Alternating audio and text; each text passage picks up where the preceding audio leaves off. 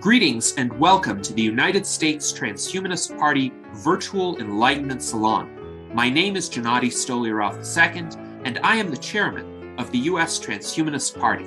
Here we hold conversations with some of the world's leading thinkers in longevity, science, technology, philosophy, and politics. Like the philosophers of the Age of Enlightenment, we aim to connect every field of human endeavor and arrive at new insights to achieve longer lives, greater rationality, and the progress of our civilization. Greetings, ladies and gentlemen, and welcome to our U.S. Transhumanist Party Virtual Enlightenment Salon of July 2nd, 2023. Today we have a fascinating conversation for you about transhumanism, longevity, and some updates in these realms, some interesting commentary on a variety of recent events, recent developments, and ideas that I think will be of interest to our viewers. Our panelists for today are Art Ramon Garcia, our Director of Visual Art, our Foreign Ambassador in Spain and Technology Advisor, Dr. Jose Cordero, our Director of Applied Innovation, David Shoemaker, and our Director of Sentient Rights Advocacy and 2024 U.S. presidential candidate, Tom Ross. Our special guest today is an individual with whom I've been acquainted now for 4 years. He is a strong presence within the life extension community as well as within the cryptocurrency community. Brent Nally is a YouTuber, a content creator with more than 12,700 subscribers and with a goal to help educate by interviewing experts in areas such as life extension, transhumanism, and cryptocurrencies. In July 2020, Brent began collaborating with Lifespan.io's Lifespan News, where he promoted and discussed news about anti-aging and health. In 2015, he founded and became the CEO of CryptoWorks, a venture capital project in Bitcoin and Bitcoin Cash. And he is currently researching and experimenting with investments in human anti-aging and health projects. Previously, Brent was a senior account executive at LinkedIn Learning Enterprise, an e-learning platform that helps anyone learn business, creative skills, technology skills, and various other skills to achieve personal and professional goals. And back in 2019, Brent and I met at RadFest, and then we met at Bill Andrews' Sierra Sciences in Reno, where he did an in-depth interview with me as well as with Bill Andrews, as well as with the two of us together. So I encourage everyone to watch those videos. Welcome, Brent. It's great to reconnect. And I think we're all curious, what have you been up to these past 2 years, especially? Hey, thanks for that intro, Gennady. It's great to see you and everybody else here. And basically, my wife and I, we have 2 little kids. I have a 3.5-year-old son who was born right after RadFest when we met, Gennady. And for the first time on person, I, of course, knew who you were for many years before that. And I have an 11-month daughter who is walking and actually running around now. It's crazy how fast children grow and how healthy they are and just how they rejuvenate so quickly. It's becoming a parent has, on my journey, just made me look at the biorejuvenation space differently through a different lens. And all the parents out there probably kind of understand. So my main focus really has been making sure that I first be a great parent. I think that that's one of the biggest problems in our world. It's a super hard problem to solve. It's super long term. And what you think about it, there's all these parents that have different ideas about the best way to parent. And of course, there is no best way. All children are different. They grow up in different environments. They need different things. But that's been something very fascinating to me on my life journey now, becoming a parent and looking at everything differently through that lens. But thank you for that introduction, Gennady. I've also been a Tesla investor since 2012. No, I did not buy enough shares back then, just like I didn't buy enough Bitcoin when I first learned of it. But I've been, following this stuff as much as possible for a very, long time, been very curious and just able to be an early adapter to the internet. That's how I got into life extension. We can talk about I'm sure Jose will give updates on The Singularity is Nearer, Ray Kurzweil's new book that should be coming out soon. But I read his book, The Singularity is Near, I think in 2006 or 7, when I was still in college back in Lexington, Kentucky, at University of Kentucky. And that book just really changed my life and got me super interested in this stuff. Then I was an early adapter to YouTube. I started watching a lot of Aubrey de Grey, like interviews. It was more kind of like conferences that he would speak at that time. I found them pretty early on. And it's quite possible that I've watched more Aubrey de Grey interviews and lectures on YouTube than any other person. Maybe not now, because I kind of get it. I'm not as obsessive with this stuff, and I don't have the time and bandwidth at this point. But that's kind of how I got very interested in healthy human life extension or biorejuvenation, longevity. There's different names for what we talk about. Different people have different goals and different perceptions of the goals. But for me, I'm just the biggest advocate of science and technology. It's really what moves our society and humanity in general forward. And I'm interested to talk about all sorts of different things here. I'm still a Tesla investor. I'm very, very interested in Tesla's mission, which is to accelerate the transition to sustainable energy. So I'm truly a transhumanist in the sense that I want to make life more awesome, better for all humans as quickly as possible. I'm not ignorant. There's a lot of suffering going on this planet. There's about 8 billion humans, and there's a lot of people on this planet, billions of them, still living in horrible, abject poverty and conditions. I've traveled to over 45 countries. My wife and I traveled to 25 countries in 2018 alone before we decided to have children. And so we can talk about all sorts of different things. I think I have a unique perspective on things. Everybody does, but I'll share real briefly my upbringing. My dad's born and raised in Kentucky, still lives in the same house that I grew up in Louisville, Kentucky. My parents still live there. They're both retired now, and they're living their best life. And they're actually part of my longevity plan company that we can talk about in a bit, was just seeing if I can beta test things on them. Like if I can't get my parents healthy and get them access to the latest, greatest healthcare technology and convince them to do it, then it's going to be really hard to do that with like strangers. You know what I mean? So we can go further down that rabbit hole. But basically, my dad's grew up Catholic. He grew up Republican. He grew up in a small town in Kentucky, and he got a law degree from University of Louisville and practiced as an attorney for over 40 years. My mom was born in Manhattan, lived in the North States. Her father was a professor, so they moved based off his jobs a few times. They lived in Minnesota and also Wisconsin before she went on to University of Louisville to become a social worker. She got a graduate degree at University of Louisville. That's where my parents met when my dad was in law school at University of Louisville. And the reason I'm telling this story is because my mom is Jewish, and she's, as I mentioned, a social worker and grew up more of a Democrat. So my mom would sit over this side of the table for me at the dinner table. My dad would sit over here, and my brother and sister would sit across from me. I have a brother 2 years older than me and a sister 5 years younger than me. And the conversations, as you could probably imagine, were pretty interesting growing up. You know, my dad would be like, well, those people need to just get a job. My mom would be like, well, Hite, my dad's name is Hite, Hite, they don't have the opportunity and this and that. And so I think I grew up with a very open mind in this environment with my younger sister and my older brother.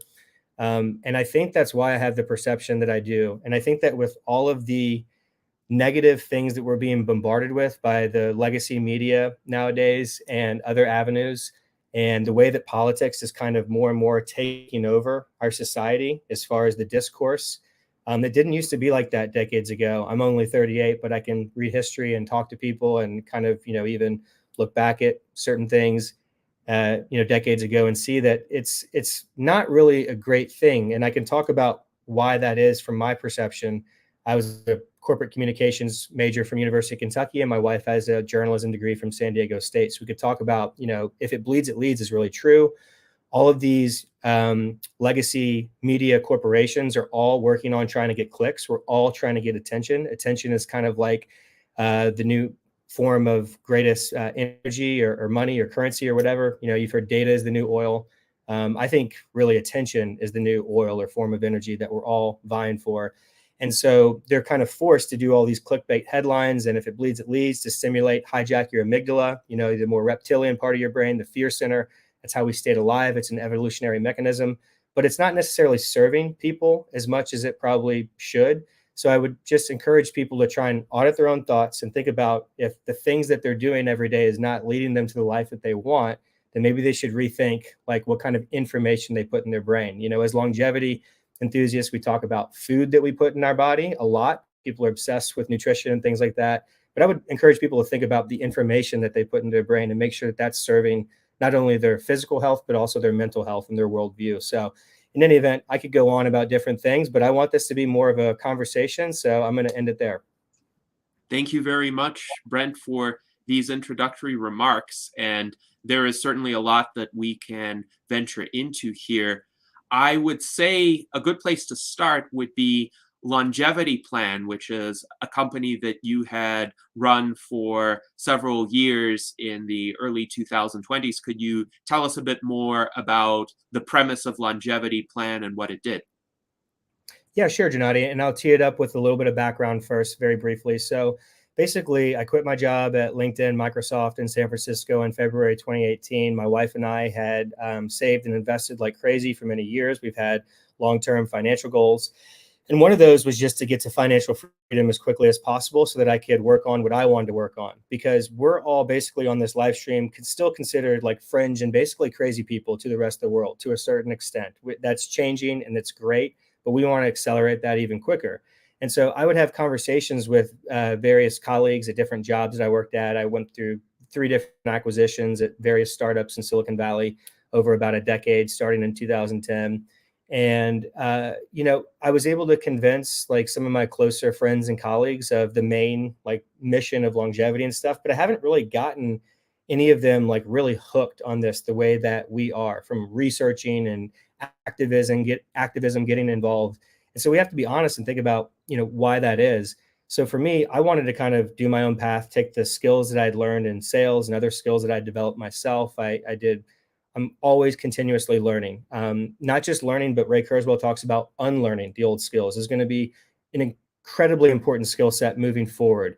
You need to be able to quickly pivot as the world is changing with AI and all these accelerating technologies that are disrupting our world. You need to be able to unlearn the old ways and relearn and learn new skills. And so with that being stated, I wanted to do my own thing. But before we did that, my wife hadn't really traveled much. She'd been to Mexico and Canada and Belize and stuff, but she'd never been to Europe or Asia. So when we quit our job in February 2018 in the San Francisco Bay Area, we also sold our home and we just went to travel. 2018 was our year of travel. And I thought about doing content creation. I'd already done a crypto vlog series on YouTube in 2017 because I was trying to explain mainly to my friends and family what I saw about Bitcoin and cryptocurrency and the investing opportunity there. And not just investing, it's activism. We were trying to get people as secure as possible financially, and we can get into cryptocurrency and stuff and my views on it now. But that was my mindset. And I had some other folks that I was friends with that was doing content creation, YouTube and stuff while I were traveling in 2018 with me in Southeast Asia to start off in the spring of 2018. And I just didn't want to do that. I wanted to travel and I wanted to really try and check out for a little bit. So my wife and I, we went to I think 11 countries in Southeast Asia. We came home in the summer of 2018. I had 5 weddings to go to. A couple of them were in the Bay Area. Then the other ones were on the other side of the country. So we hopped in my wife's SUV. We drove 17 states. We went to 17 states across the US, visited friends, family, went to those weddings. And then we flew off and went to Europe for a few months. When I got back, that's when I really got into the content creation, specifically on YouTube at the time, interviewing people. I interviewed Dr. Bill Andrews, I believe, in May of 2019. Aubrey de Grey in his office at Sens in Mountain View, California in July of 2019. I actually remember the date. It was July 17th. The week before that, we interviewed Liz Parrish in her home on July 10th of 2019. She lives in a beautiful home in, I believe it's Brisbane, Washington. It's about, maybe an hour or so from Seattle. And my wife was my camera woman, so she was following me around. I was trying to do as many of these interviews in person because it's about building a relationship too. It's very different when you meet somebody in person. Gennady, Jose, I think David, I've definitely met all of you all in person, and this is different than being on the live stream. So I would always recommend, if anybody's looking to do any type of interviews, podcasting, advocacy, if you can, try and do it in person. Then the COVID-19 pandemic broke out in 2020. Mid-March 2020 is really when everything shut down. And I had a few interviews that were lined up. I was actually scheduled to interview the author, medical doctor of this book called the DMT, the Spirit Molecule, that I read in 2010. His name is Dr. Rick Strassman, and he's in Gallup, New Mexico, which is right on the border of Texas. And we actually drove through that trip in the summer of 2018. We drove through Gallup, New Mexico, and we ended up spending the night there in a hotel. And I had some other flights booked and stuff for interviews and conferences to go to. But the last conference I went to was in late January 2020 at Longevity Therapeutics in San Francisco. That was the last longevity conference I went to before they all shut down. So I moved stuff to just doing interviews online. I partnered with some other longevity YouTubers, Alex Kotoff, who was doing Transhumania YouTube channel at the time, Rowan Horn, who had his Eternal Life Fans YouTube channel. Gennady, I know you and Rowan go back even years before that, and you've done content together. And then Max Anderson, who wasn't really doing YouTube content, but he's a longevity enthusiast like us. We did that. We interviewed maybe a dozen people or so. I think, Jose, you were our first interview, so thank you for that. And we had a blast doing that, and I learned a lot. Then I came across Vladimir Trofanov, who's born and raised in Russia. He splits his time between St. Petersburg and Moscow, Russia. And he reached out to me, and I was like, who is this guy? Who's this guy, Vladimir? He said he knew Bill Andrews. I contacted Bill Andrews to ensure that Vladimir was who he said he was. He was. So we together co-founded Longevity Plan after beta testing different ideas. At first, it was called LEV Sciences, LEV standing for Longevity Escape Velocity. And the idea was it to be more of like the Craigslist for biorejuvenation scientists, so that they could kind of share lab equipment, reagents, things that are incredibly expensive and things like that. They could just kind of share them either for free or charge certain services for them. It didn't work out for probably relatively obvious reasons. And we kept beta testing and changing. We never really found a great product market fit, to be honest. We worked really hard. Keith Comito, the president and co-founder of Lifespan.io, was one of our co-founders in C-level. We had Paul Spiegel was our chief legal officer and made an investment in Longevity Plan. And then we had some other, I'd rather not say some of the investors because they kind of wanted to stay more private, but they are very big longevity enthusiasts. So we really appreciate the investments that we had for people to believe in us. It's anybody who's an entrepreneur in this space. It can be incredibly difficult, especially to get funding. And keep in mind, this is 2020. We were doing this while everything was shut down. So we were a global corporation trying to be as lean as possible. Vladimir was in Moscow most of the time. Keith is in New York. Paul is in San Francisco. I'd already moved out to here. I'm in El Dorado Hills, California, which is about 2 hours east of the San Francisco Bay Area. And then we had Anton was our lead developer. And Anton was in Ukraine, and he lived in Kiev, Ukraine. And then the final nail in the coffin, mainly for Longevity Plan, was in late February 2022, when the war broke out in Kiev. And Vladimir, the interesting thing is, Anton is from a small town in eastern Ukraine, and I think he's about 29 or 30 right now. So he was born right after the fall of the USSR. So he grew up in a Russian household. His family identified as Russian. He grew up speaking Russian. He didn't even speak Ukrainian language until he had to go to public school at age 5. And it was, forced on him. You had to speak Ukrainian. So just to give you an idea, and he was kind of, Anton, just reading the news more of like the Russian news. And so he kind of bought it into the propaganda. And we pretty much stopped the company and were like, Anton, get the hell out of Ukraine now. We showed him the submarines from the New York Times right there in the Baltic Sea, and like Russia's submarines that they're going to invade very soon. And he got on a plane and fled as a refugee with his wife, Anton, to Portugal in late February 2022. And then I think Russia invaded 2 days later. So that was he was our main developer at the time at Longevity Plan. And I didn't want to burn through the rest of our funds. And I've been focusing on being a parent and raising my children. So I could share more about Longevity Plan. We did partnerships with the Clock Foundation, which is an incredible 501c3 nonprofit that was basically founded by Bobby Brook, who you might also know is the founder and I believe CEO or president of from the Trim trial, Trim and Trim X, Trim 2. It's wow, I can't remember the name of his corporation. Somebody can chime in if they can remember that one, who's running Trim. And but he partnered with Steve Horvath, who developed the first generation of all of the epigenetic DNA methylation clocks about a decade or so, or probably a little bit more, around 2011.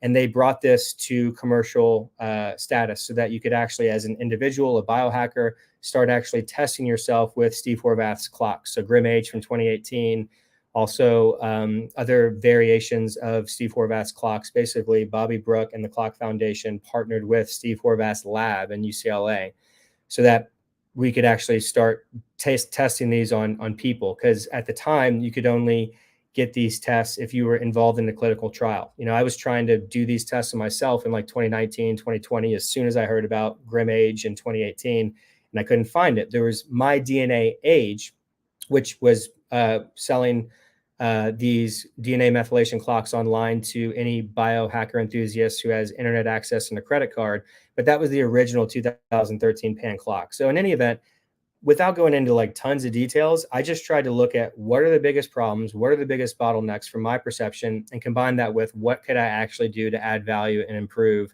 certain things where there were gaps, holes, things that could be solved. But in those last like 3 years or so, since early 2020, I've really seen the biorejuvenation space just explode with entrepreneurism, injection of capital, Altos Labs, Calico, the division of Google, which I've been to their headquarters and met with their HR team back when I was at LinkedIn in 2017. That's another story. They're in South San Francisco. They wouldn't tell me anything about Calico and their business model or their research. That's a closed, very closed group there, unfortunately.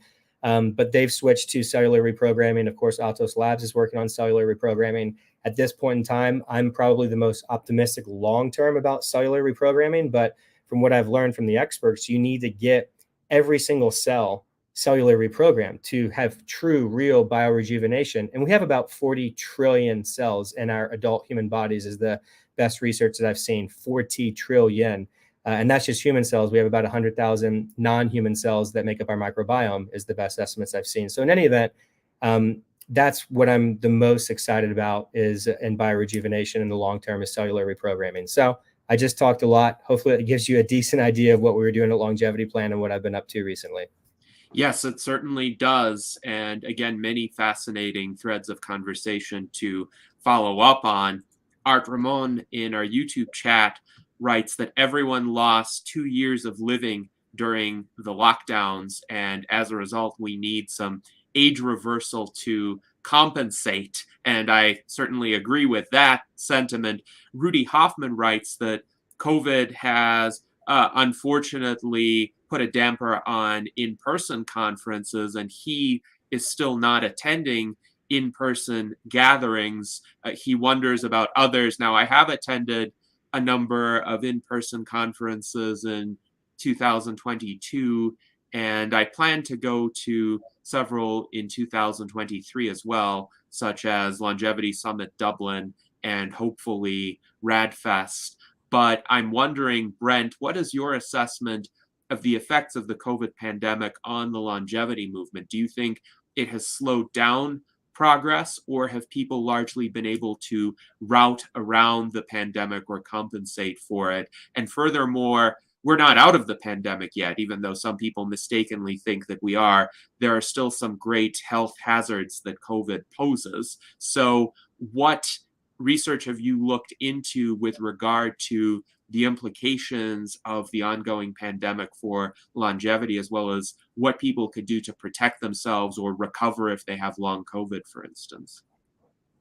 Yeah, a lot of things in there, Gennady. So it's very clear to me that it's both. So it's kind of one of those maybe one step backwards, two step forward type thing. And sometimes maybe two steps backward, one step forward in other scenarios. It's kind of, complex regarding COVID-19 and how it's impacted the biorejuvenation longevity space in general. I will say I've been a big advocate of stem cells for treatment, injections into humans for a very long time. I went down to Dream Body Clinic in Nuevo Vallarta, Mexico, which is, you fly into Puerto Vallarta, it's the neighboring state there, in December of 2018. And I had some stem cell injections. They were mesenchymal or mesenchymal stem cells. Arnold Kaplan actually discovered these in the late 80s. He's at Kent State University, and he's been trying to rename them for about the last 15 years to medicinal signaling cells. So still that acronym MSC, but really they're pericytes, not parasites, but PERYCYTES. and they're kind of long like this, the MSCs, so they're not like circular, and they bind and attach to capillaries, and they send out trophic factors and cytokines. They basically send out these signals, exosomes, that signal to the rest of your cells to become, younger, and basically reprogram them with RNA and messenger RNA to basically become younger and get to work and be more helpful like you were when you were younger. I strongly believe that these MSCs helped me. I have a playlist on my Brent Nally YouTube channel that anybody can check out. You just go to my YouTube channel, click on playlist, and then click on stem cells. I did extensive videos with the documentation showing me actually being injected in this. I interviewed the doctor the day before. I showed the PRP blood being taken out of me and spun up in a centrifuge to the PRP that was also injected in me. And I broke them down in little videos if people are curious to learn more. Then I did a 1, 2, 3, 8, and 12-month follow-up video explaining in detail my lifestyle, what I was doing, exercises, therapy, receiving chiropractic, the type of sleep I was getting. I tried to be as transparent and scientific as possible to determine if these mesenchymal or mesenchymal MSC stem cells actually helped me heal and recover. I strongly believe they did, but I don't have proof of that. In any event, my point is I've been an advocate for these stem cells and other forms of stem cells like fetal stem cell injections for many, many years. And I think that the COVID-19 pandemic accelerated research in stem cell technology, and especially from an investor standpoint, because we saw, not surprisingly, incredible results of people who got particularly MSC stem cells injected after they were infected with COVID-19. And that's totally not surprising to me or anybody who's done any research on stem cells and the impact that they can have. So I think from that perspective, COVID-19 helped. I don't think that we as a longevity biorejuvenation community did a particularly good job of explaining to people that the biggest impact from COVID-19 and other types of viruses, the way I can say it scientifically, is that the number one risk factor for morbidity and mortality for COVID-19 is aging. Chronological aging is how we actually measure it, because we have really good measurements from governments and have for many decades from most of the approximate 213 nation states on this planet. But also as we get better at actually testing biological age with tests that we were talking about with like Grim age and Pheno age and many other clocks and tests, and measuring just simple blood tests like C-reactive proteins, grip strength, VO2 max, all sorts of things are actually really good at giving you a good estimate of someone's biological age. It's very, very clear that COVID-19 became a problem from a morbidity and mortality standpoint the older one gets, chronologically and, of course, biologically. Lifespan.io put out, they published an article on their website in April of 2020, right? That's titled something along the lines of greatest risk factor for morbidity and mortality for COVID-19 is aging. And so this was known. This was very clearly known. I published an article in April of 2020 in Denora Delphin's Immortalist magazine, and I talked about biorejuvenation and how to cure aging and stuff like that. But towards the end of that article, people can go check, and I even published it to Medium, so it's timestamped on the website Medium. I talk about these things that were already very clearly set about aging being the greatest risk factor for morbidity and mortality, and I go into detail with some statistics and data in there. Again, this was April 2020. It's all timestamped and verified. I actually figured this out on world.info in January of 2020, just in about 7 minutes after a Google search. I've been using world.info for about a decade. It's a great website to get the most accurate data on all sorts of different statistics. And there was already enough statistically significant data that came out of China in January of 2020 on COVID-19. And what did my brain do? Because I look at everything through aging, I went straight to the actual chronological morbidity data and mortality data on COVID-19. And you could very clearly see there were, at the time in January 2020, 0 deaths that had been attributed from COVID in anybody under the age of 18 at the time. And we can talk about, how impactful it is for young children. Obviously, it's not good. Nobody wants to get viruses and get sick. But as far as a mortality standpoint, there was 0. And you can see it just skyrocket after 65 and go up even higher after age 80. So that was clear. So I think that, we should have been sounding the alarms as a longevity biorejuvenation space and getting more awareness out there into the mainstream. And it's just, how do we do better in the future? We could talk about that, but I've talked quite a bit. Hopefully that answers your question, relatively well, Nadi.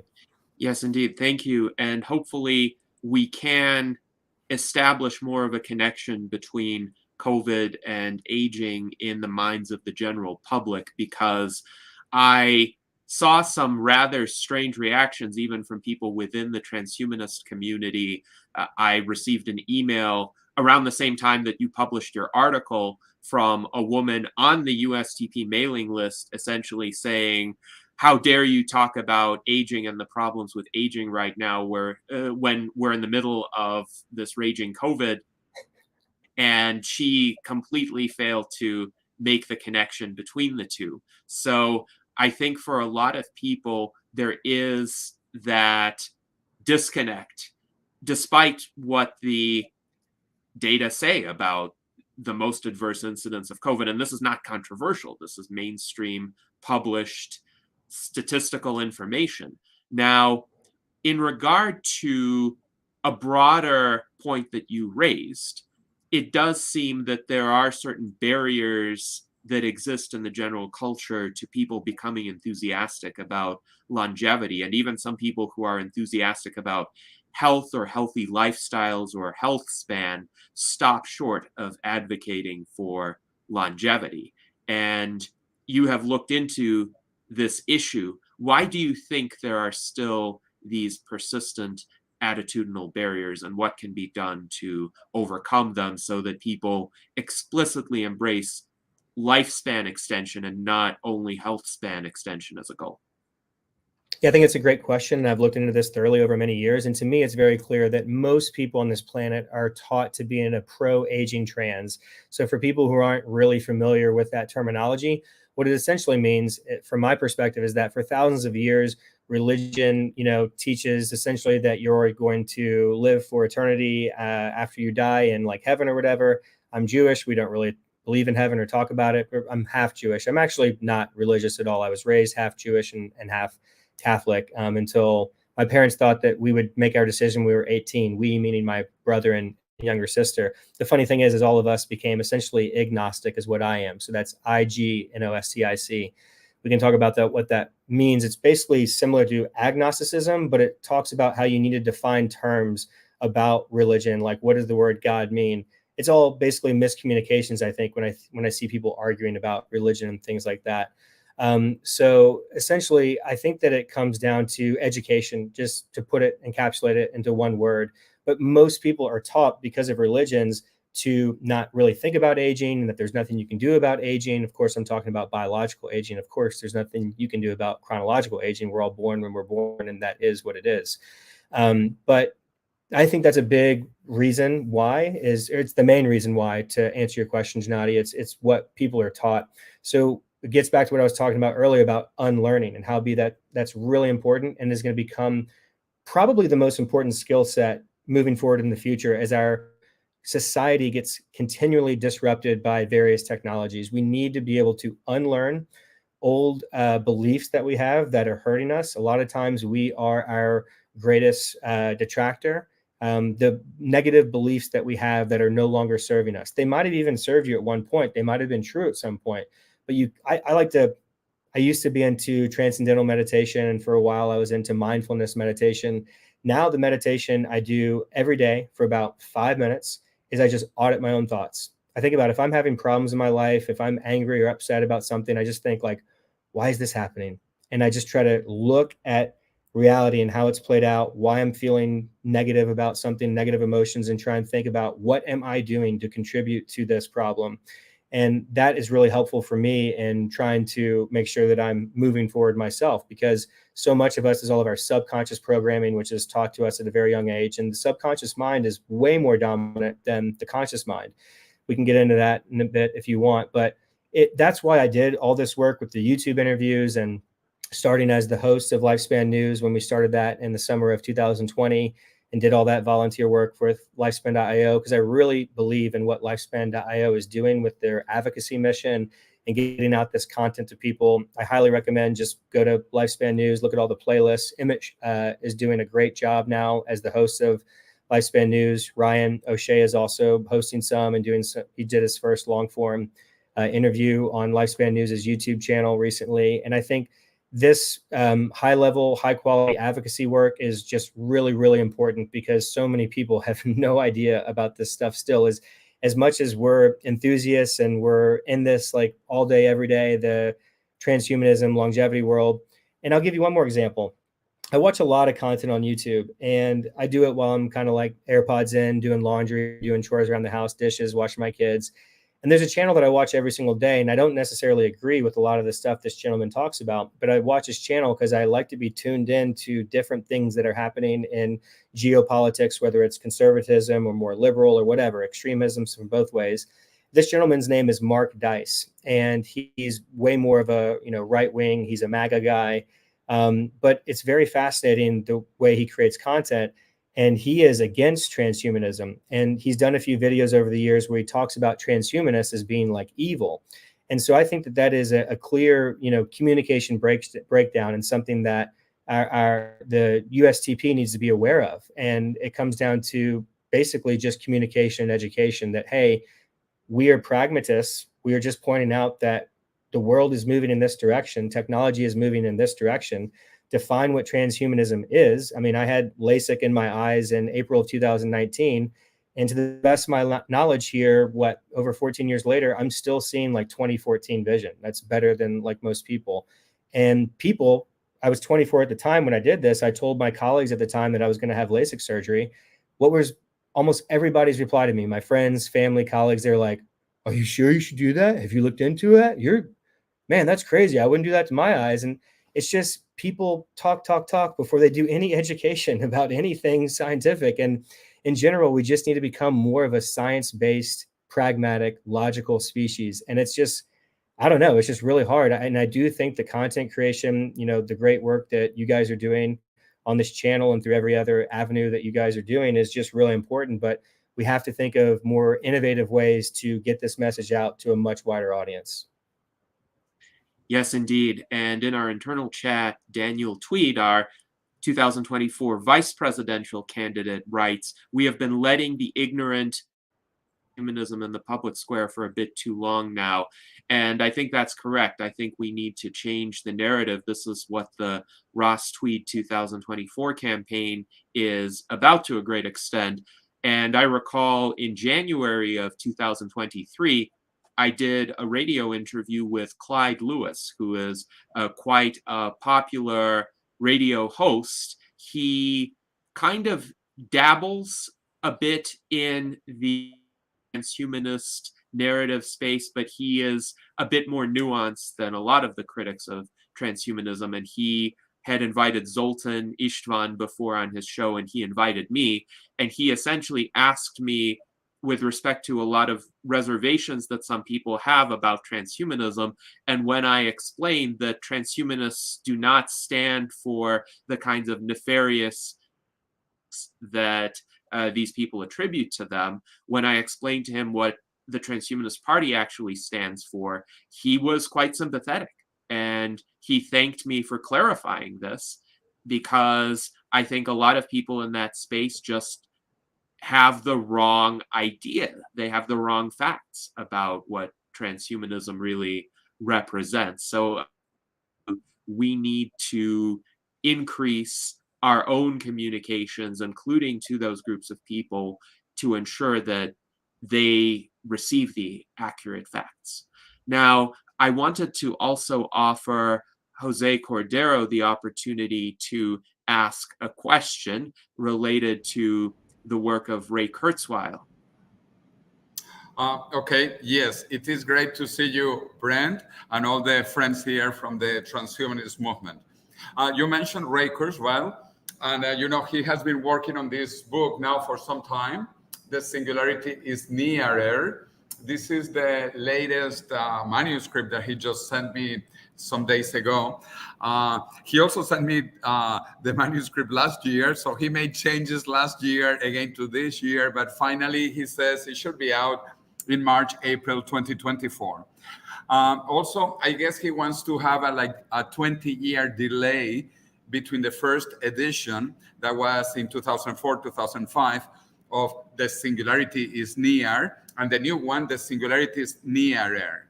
What I find remarkable is that he keeps his like two magic dates, which are basically 2029 and 2045. I like to say both in hardware immortality and software immortality. By 2029, he believes that we will pass the Alan Turing test.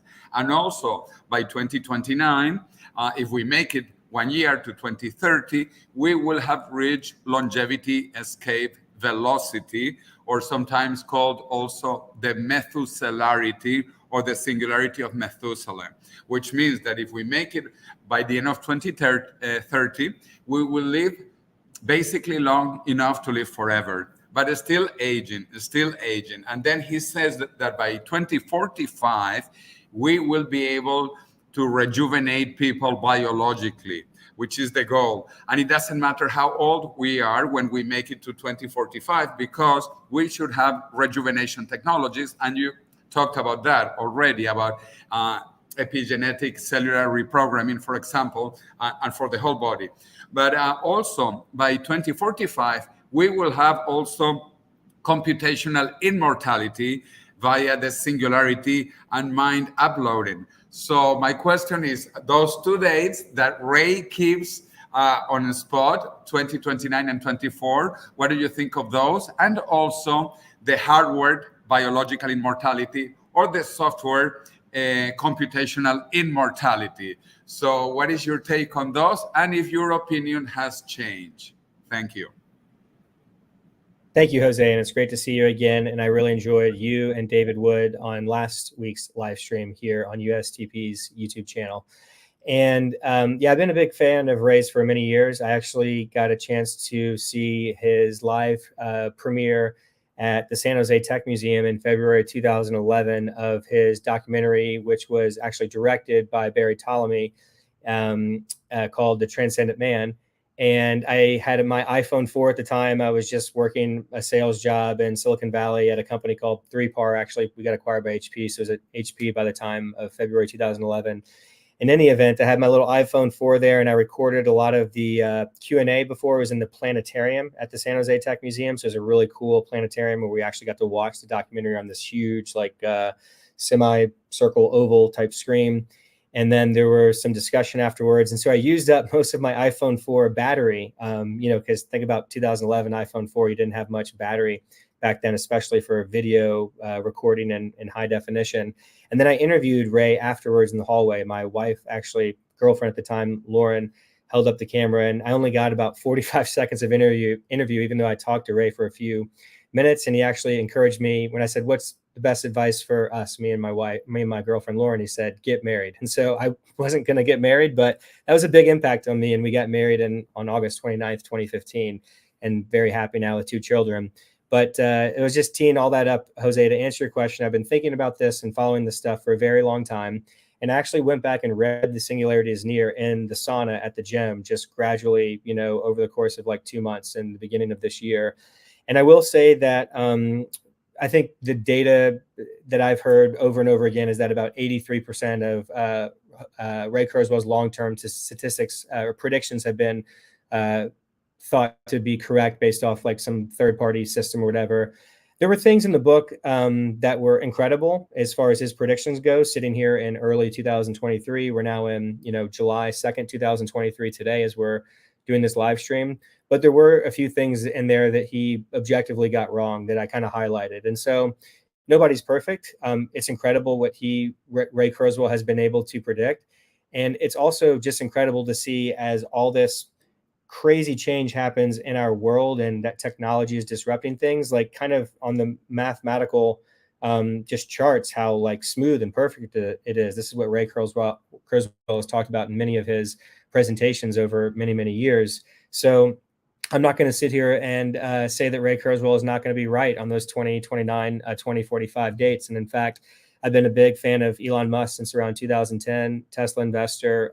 I follow Elon very closely. And I believe somebody could probably scrape Google and look on Twitter.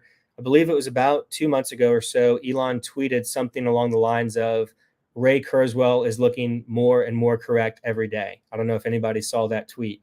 But that's pretty much how I would encapsulate it. I think as more and more time ticks along, the crazy people that we are not going to seem so crazy. And I think that anybody who's had any success in business or technology over the last few decades or even centuries, they should seem crazy at first with what they're predicting.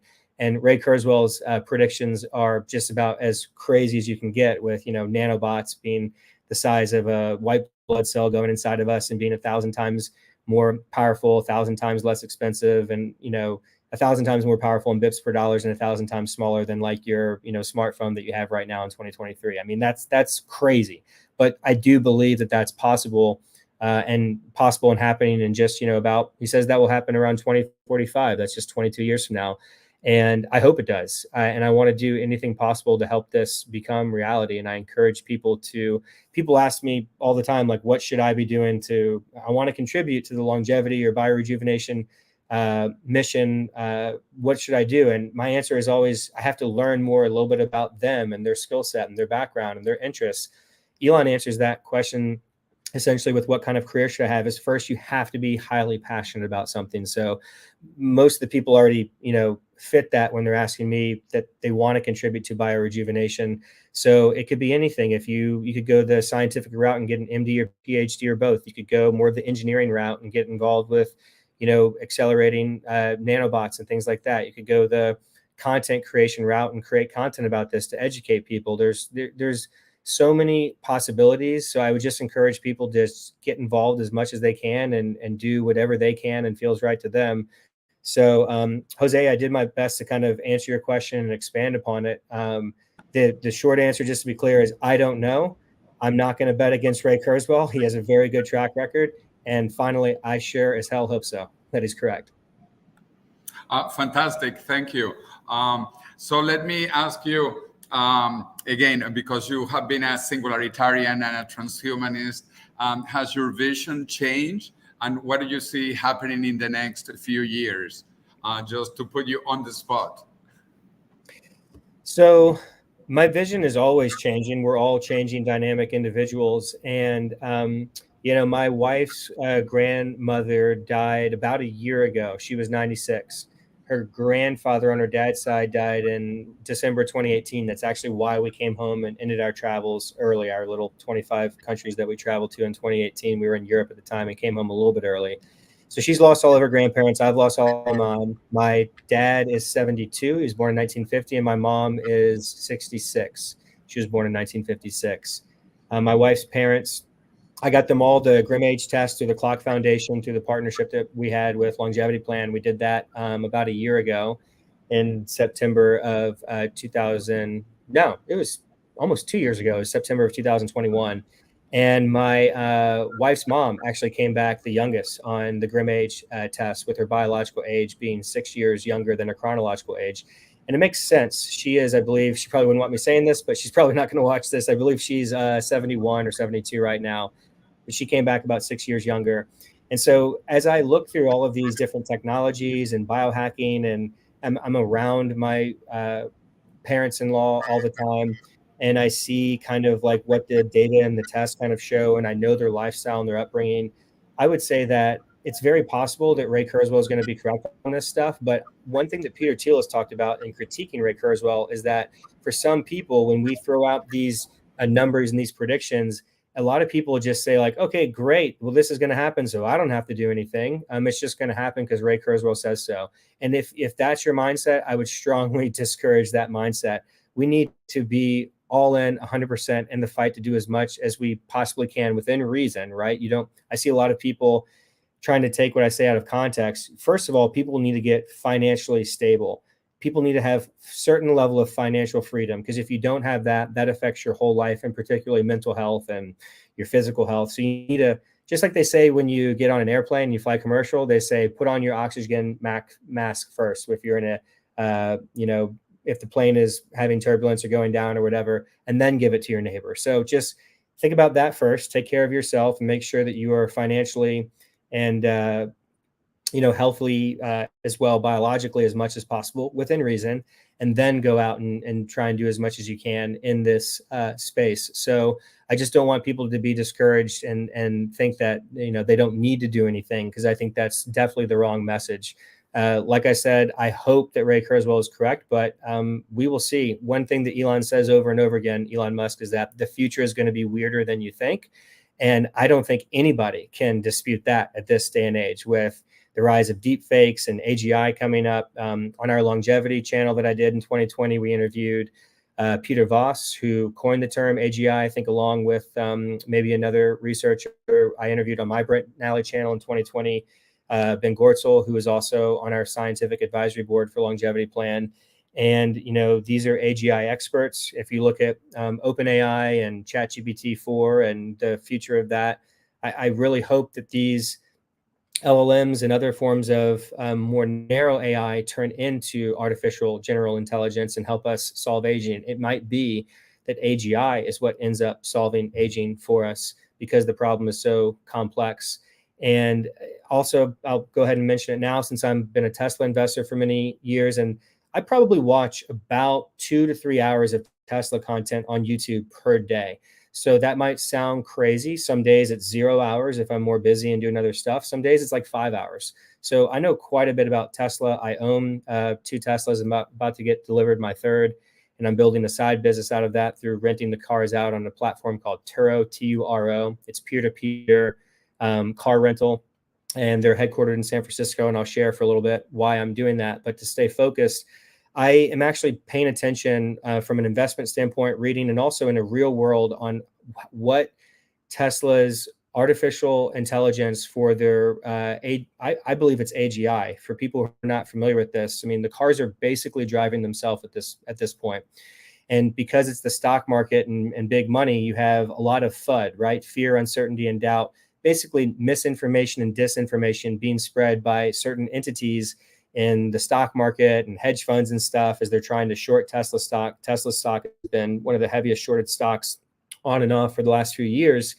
So my point is that I think that Tesla's, and Lex Friedman talked about this with Andre Karpathy, who was leading Tesla's, he was the head of Tesla's AI for a while. He left maybe about 8 months ago. I think it was late 2022, to work at OpenAI and work on these LLMs and drive ChatGPT forward. But you can look it up. There's clips of it. Lex Friedman interviewed Andre Karpathy probably in like late 2022, shortly after he left Tesla as the AI director. And it was towards the end of like the 2.5-hour podcast. I remember Andre Karpathy said that it might be possible, it might actually turn out that the AGI that Tesla is building in their full self-driving technology could end up solving aging. So I'm also, really excited about Google's DeepMind. We also know about the in late 2020 the protein folding problem that they solved with Google's DeepMind with their AlphaFold.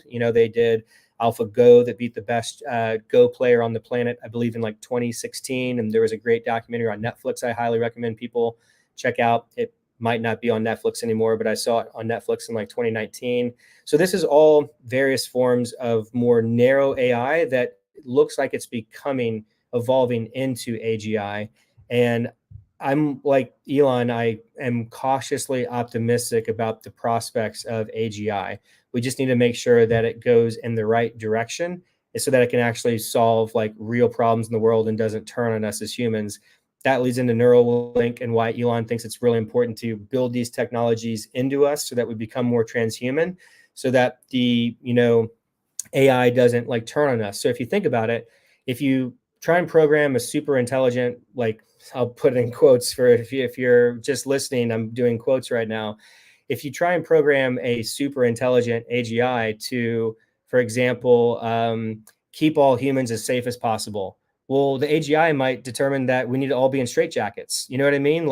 And that's a little bit of a funny and kind of unrealistic scenario, but hopefully the audience understands my point.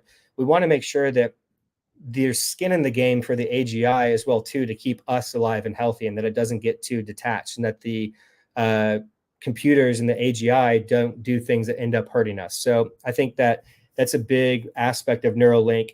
Decades from now, Elon's made it very clear that Neuralink is working with the FDA and doing really more simple things, simple context, of course, here to start off with, like just helping people improve from neurological diseases and certain people with paralyzed from certain accidents and stuff at first. And then it will move on to these more complex things that I talked about in the future, probably decades from now, regarding Neuralink. So that was long-winded. I tend to talk quite a bit, but hopefully that gives people an idea of kind of like what I'm researching and how I'm thinking about things. And the final thing I'll say, taking it back to Tesla, is these cars basically drive themselves. Elon, has said that when he goes into the Twitter office in San Francisco, he says that on average, it's about 3 days right now before he has to actually take over the car, the Tesla, with it just completely driving itself. And we're talking about an artificial generalized intelligence solution that Tesla is using, compared to like Cruise and Waymo. General Motors is Cruise, and Waymo is also more of a narrow AI. So they don't have any humans in this car, but it has the whole area of like San Francisco geofence. So they've used LiDAR and radar to basically map out what the whole city looks like. But it's a sandbox environment where as soon as you take Waymo or something like Cruise out of that San Francisco environment, it just kind of doesn't know what to do. Tesla is actually an artificial generalized intelligence solution that Tesla is building. So that's why I strongly believe that Tesla's solution will win out. And then they're going to put basically all of that information into the Tesla bot, and then it's in a human, and then take it from there. So that is the long-term plan for Tesla bot, in case people aren't aware. It's all being built and upgraded about every week. I get a software update to my Teslas on average about every week. It's free. It's just like your iPhone or your Android. It's just when you get on the platform and have the device, then you get it for free pushed out. So it's constantly getting better, safer, charging more efficiently. So in case people aren't aware of, like, this is the state of where it's going, and it's accelerating. So I'll say one final thing on this. With the software for Tesla specifically, when you go into autopilot, which comes for free for every car, or enhanced autopilot, which is $6,000, a one-time payment, and stays with the VIN of the car, the vehicle identification number, or you pay the $15,000 for the full self-driving beta software. And for those who aren't aware, beta means that they're still testing it out, so it's not done. There's another hedge funds and negative news try to say that, like, oh, it's full self-driving, but it's not full self-driving. It's because it's called full self-driving beta. They're not claiming that it's done yet, but they're getting there. Basically, it's at level 4 right now. So what that means, there's 5 levels for autonomous driving. And basically what Elon's saying is that he keeps his hand on the wheel at all times when it's in FSD beta, full self-driving beta, and he lets the car completely drive itself, but you need to have your hands on the wheel and ready to take over at any time. And what Elon's saying is that on average, even in a crazy environment like San Francisco with people walking everywhere, homeless people, one-way streets, crazy potholes. I mean, San Francisco is a crazy environment. Elon still only has to take over about once every 3 days. So, and that is accelerating, and it's accelerating exponentially. So I think personally that the first robo-taxi fare will take place in a Tesla in probably less than 2 years from now, in early 2025 is my current prediction. And so what that means is that Tesla might come in and disrupt like Uber and Lyft, and you'll get picked up in a Tesla with no human in it. And then that Tesla will be generating passive income for the owner of the car who has the full self-driving software that they purchase. So that's my long-term plan and why I'm buying these Teslas and just renting them out on Turo and learning more and being on the cutting edge of this technology. And then where that AGI will go is into the Tesla bot to help in the Tesla factories and get real world, even more and more of this real world experience is feeding back into the supercomputer at Tesla and the neural network. And so the more and more cars that Tesla has on the road, which is currently over 4 million, and they're growing at about 50% annually. So Tesla is set to deliver about 1.8 million cars this year as their stated public goal. All this will lead to a point where their goal is to deliver 20 million cars annually by 2030. So if you think about this, all feeding back into the supercomputer, then that going into the Tesla bot, more and more Tesla bots in the factory at first, then it will become a commercial product to be in our homes, help us improve our life. So I don't have to do all these dishes and laundry and watering the plants and all this stuff that we haven't automized yet. And then that technology of AGI, as crazy as it might sound, might actually end up going into research papers, scraping all this data of all this longevity biorejuvenation research that we've been doing and figure out how to actually solve aging. So I know I just talked a whole lot, but that's how I'm thinking about this stuff and why I'm spending my time doing what I'm doing. Yes, thank you, Brent. And since Tesla and Elon Musk are a prominent subject of conversation, I will note that Elon Musk is a bit of a controversial figure in the transhumanist community, and certainly our YouTube chat bears that out. And of course, Elon has contributed significantly to improving the prospects for electric vehicles, semi-autonomous vehicles, space travel, other transportation infrastructure like the Hyperloop, for instance, affordable solar energy. But he has also made some comments that are surprisingly uneducated. Question of longevity. So, as I'm sure you're well aware, Elon is a longevity skeptic who says that radical life extension should not be pursued because the generations need to turn over in order for there to be any progress. And back in December of 2021, I posted on Twitter in response to Elon's ill-informed statement, "Sorry, Elon Musk, death is no more essential to human progress than car crashes are to automotive progress. Think more rationally." And I was exhorting him to take a second look at longevity and form perhaps a more thoughtful perspective on it, because it seemed to me that his remarks were off the cuff and he dismissed an entire field, even though, as you said, some of the technology that he is working on could actually contribute to it if deployed for those purposes. So what do you think is happening with Elon? Because I don't think relented on his anti-longevity stance. Why do you think he arrived at that stance? And do you think there is a realistic possibility of changing his mind or getting his perspective to evolve? And how could that be done, since you are, let's say, more firmly embedded in the Tesla community than any of us? So perhaps your influence there could be more impactful than any of ours. Yeah, so I've been following this for many, many years, and I think I have one of the most unique perspectives on this because of my obsession with Elon. And I was obsessed with Elon before being obsessed with Elon was cool, like a long time ago. And I got lucky on that. My startup that I was at in 2010 called 3PAR, it was in Fremont, California. And so the exit that I would take every morning at Auto something Parkway was right there at the Tesla factory. So I'd see this giant Tesla factory every day there as I went in and out of work. And by the way, that was a factory owned by Ford and GM, joint owned for a few decades. And GM, of course, went bankrupt in, I believe, 2009, bailed out by the Obama administration, federal government at the time. And then Tesla literally bought that factory for literally a penny on the dollar. It was like just incredible. Tesla got super lucky. And then they also got a loan from the federal government, which Tesla paid back in, I think, 3 years by 2013. So, and most of these other car companies and other, Solyndra was right there as well too. I think we all remember Solyndra. They went bankrupt and stuff. They did not pay back their federal loan. In any event, I've been following this stuff for a very long time, and I've been looking at it, I think, through a unique lens. And we've done some Lifespan News content on this. I was going to host this show. Ryan O'Shea did a great job hosting this episode, which folks can find if they just search Lifespan News, Elon Musk into YouTube. And I really helped Ryan write this transcript for this episode. And they've done a few other episodes about this as well, too. So I highly recommend that, first of all. But first of all, let's point out a few things. In December of 2020, Elon got this business award from this Germany organization that gives out like top business award every year.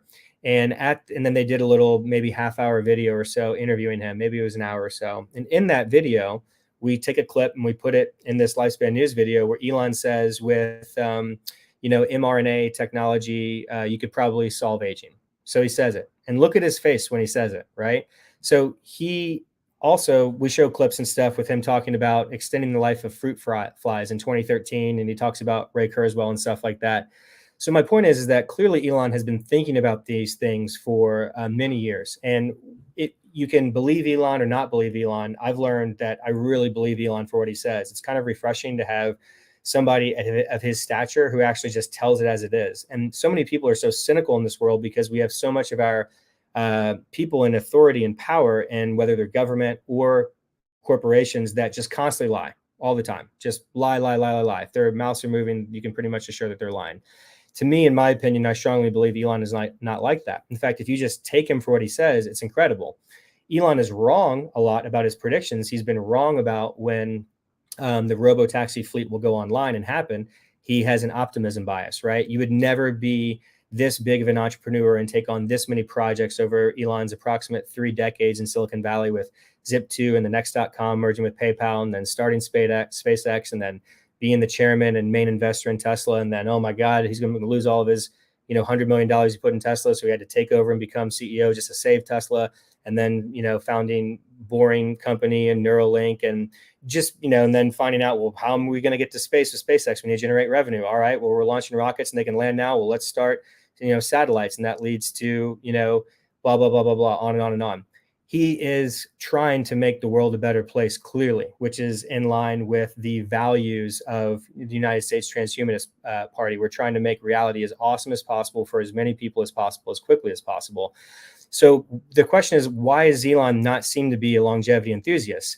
If you listen to Elon's language, his words very carefully, what Elon is pointing out is he's saying, is it necessarily a good idea to be extending the life of humans right now when we already have a gerontocracy in so much of our society, particularly government, who are, not really making the best and rational decisions because of they're so old and they're basically have problems with their brain, essentially. Where I think Elon either doesn't understand or gets it wrong, in my opinion, is that he doesn't understand is that true biorejuvenation will rejuvenate the entire body, including the brain and including neuroplasticity.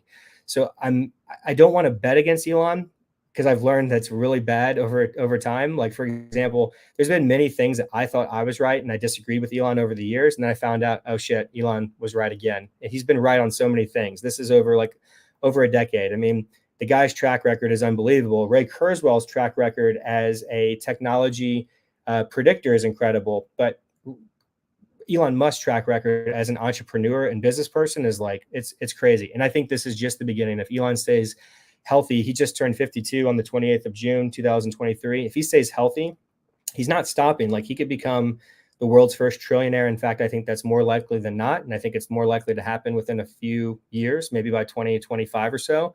And then, multi-trillionaire, and then maybe even a quadrillionaire. I mean, I know this sounds absolutely crazy to most people, but if you just look at what his businesses are doing and how technologies can just keep growing exponentially, and if you look at the GDP of the world and look at a chart over the last few hundred years, it is a crazy takeoff. And there's no reason to believe that it won't just keep going and we won't create a world of complete abundance where we can all basically have our own private jets, or it'd be more of a probably sharing economy type private jets where, and then Hyperloop, like you talked about before. Elon wants to work on Hyperloop. He probably wants to solve aging. He's just pointing out it's not the best thing that he feels is the best thing for humanity right now, because he sees so many people that are already old and in positions of power that he believes should not be in power. Like our president right now, for example. We don't need to get into politics and stuff right now, but in any event, I think that's where Elon is coming from. But if you pay very close attention to how he answers questions, I think that he will eventually get involved with this. He's also really smart. So he'll probably see Altos Labs and Calico and many other SENS, Arbor de Grey's new Lev, all these, scientific advancements over the next decade or two. And Elon will be working on Neuralink. And they'll end up partnering and working together too, because Elon doesn't want to miss out. He wants to get up into space. He wants to live this incredible world. That's what I believe in my heart of hearts. So I'm not probably going to convince everybody right now, but just check out some of the content that we've created on Lifespan News, going a little bit more into depth about Elon and his thoughts on longevity. And I'll just say, finally, I'm never going to give up on him. We always need to try to basically convert people to be longevity enthusiasts and to see the value in it and to understand. I'm not talking about giving people extra life without health span. I want the health span will come if we're doing true biorejuvenation, if we're delivering that biorejuvenation to every single cell. It should reverse the biological age of the brain as well as the body, and it should improve neuroplasticity, and it should basically alleviate the concerns and worries that Elon has, which are unfounded in my opinion. So that's my long drawn out answer, Gennady. Yes, well, thank you for that response, Brent. Certainly a nuanced analysis of Elon Musk's position on longevity. We have some interesting feedback from our chat. Samantha Atkins writes that Elon is a giant, but not at all infallible or wise about everything that he opines on. And she further writes, Elon misses that we are after fully healthy longevity. Very surprising. So that may be an insight that somebody would need to communicate to him. Daniel Tweed writes that Elon haters also reveal a lot of bigotry against the neurodivergent. So I agree with that. I think we need to make sure that Elon, when we criticize him, for the right reasons, not because he's different, because the fact of being different, including perceiving the world in a different way, thinking in different patterns, focusing on first principles, those are strengths. They're not weaknesses. John H. points out that giants aren't giants all around, and Thomas Edison is given as an example. Then we have Altiaris Suralis, who writes, we can address gerontocracy without killing people by withholding rejuvenation therapies, and I certainly agree. And our friend Alan Crowley writes, we have a juvenocracy in terms of our politicians, happen to have aged considerably, but they haven't grown up. And this reminds me of Tom Ross's point about our politics currently being dominated by attention-seeking toddler politicians, even though some of them may be 80 years old or more. They're still attention-seeking toddler politicians. So I think this is a good bridge for Tom to ask a question either related to this or related to some other area that we have discussed. Well, no, it's yeah. Tom, real quick, I apologize. I just want to say that everybody in the chat there, spot on, correct. We have such an intelligent audience here. I don't disagree with anything that anybody said there. And I think that when Elon's like tweeting sometimes at 3 o'clock in the morning and we're dealing with highly complex, nuanced conversations here, it gets lost sometimes with like a tweet. And so that's why Elon wants to bring in like sarcasm text, like into tweeting, like a way to clearly show people are using sarcasm. Elon is probably the biggest troll on the planet. If you actually follow him on Twitter and watch his interviews, he's a troll. He likes to, try and be comical, have fun. And he hosted Saturday Night Live a couple years ago in May of 2021. He's an aspiring comedian. So, and clearly Elon has shown the ability to unlearn and relearn and improve. That's what he does all the time. I've seen it happen latest here on Twitter.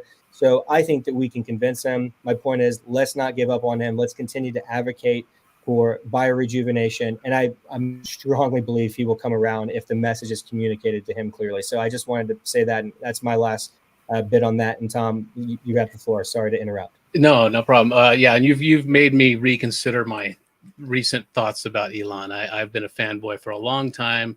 Lately, I've been kind of divergent about him, but you're making me rethink him. And so I appreciate that. Now, it's nice to get to know you. I realized this morning that we have at least 250 mutual friends on Facebook. So that's a clue that we should probably get to know each other. And, a big part of our campaign is it's more of a marketing campaign for transhumanism. And it's about seizing back the narrative, as Gennady alluded to earlier. And the way we're doing that is, like expressing, defining the terms that we throw around in this movement. Everything from even artificial intelligence, which you think everybody knows what that means, but not everybody does. And so we've got to define these terms for to have a public lexicon that they can relate to for transhumanism. And so, I came into transhumanism from a different route. I came in it through my interest in AI and human trafficking. But I know that most people come into this movement for longevity and radical life extension. Now, I'm still learning that. So earlier when you were talking about all the advances in longevity science, I had to try to keep up a little bit. I taking notes, because this wasn't really the field that I came into this movement before. So I'm still trying to catch up. And so I think it's really important that we consider that, because I think longevity is a great hook for this integrated marketing campaign for transhumanism. It's what I think most people would be most interested in about it. Not only enhancements, but just living longer. A lot of people want that. And so I think it's really good to remind ourselves to take it down a little and to define the terms that we're using, for even folks like me who are came into this movement from a different route. So I was trying to keep up earlier, and so take notes. But I think if we can remind ourselves periodically to use terms, so the layman, because it's a great marketing gimmick, for transhumanism. I think it's the best marketing gimmick is or hook for transhumanism is longevity, helping people live longer. And you talked a little bit earlier about the concerns about AI, and one of our efforts. One of our initiatives we're pushing in the campaign is for AI rights. Now, as the director of sentient rights advocacy for the party, that's been my milieu. That's what I've been focusing on primarily.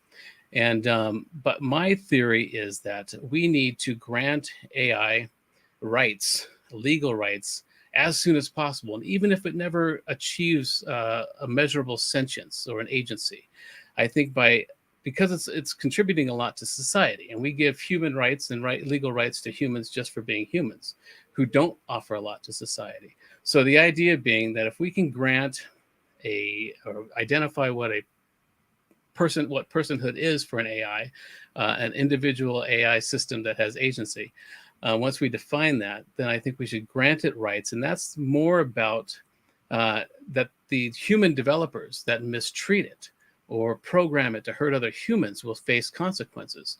If this AI entity is seen as something with legal rights, then that's kind of a leapfrog way to protect ourselves against the human developers, the nefarious human developers.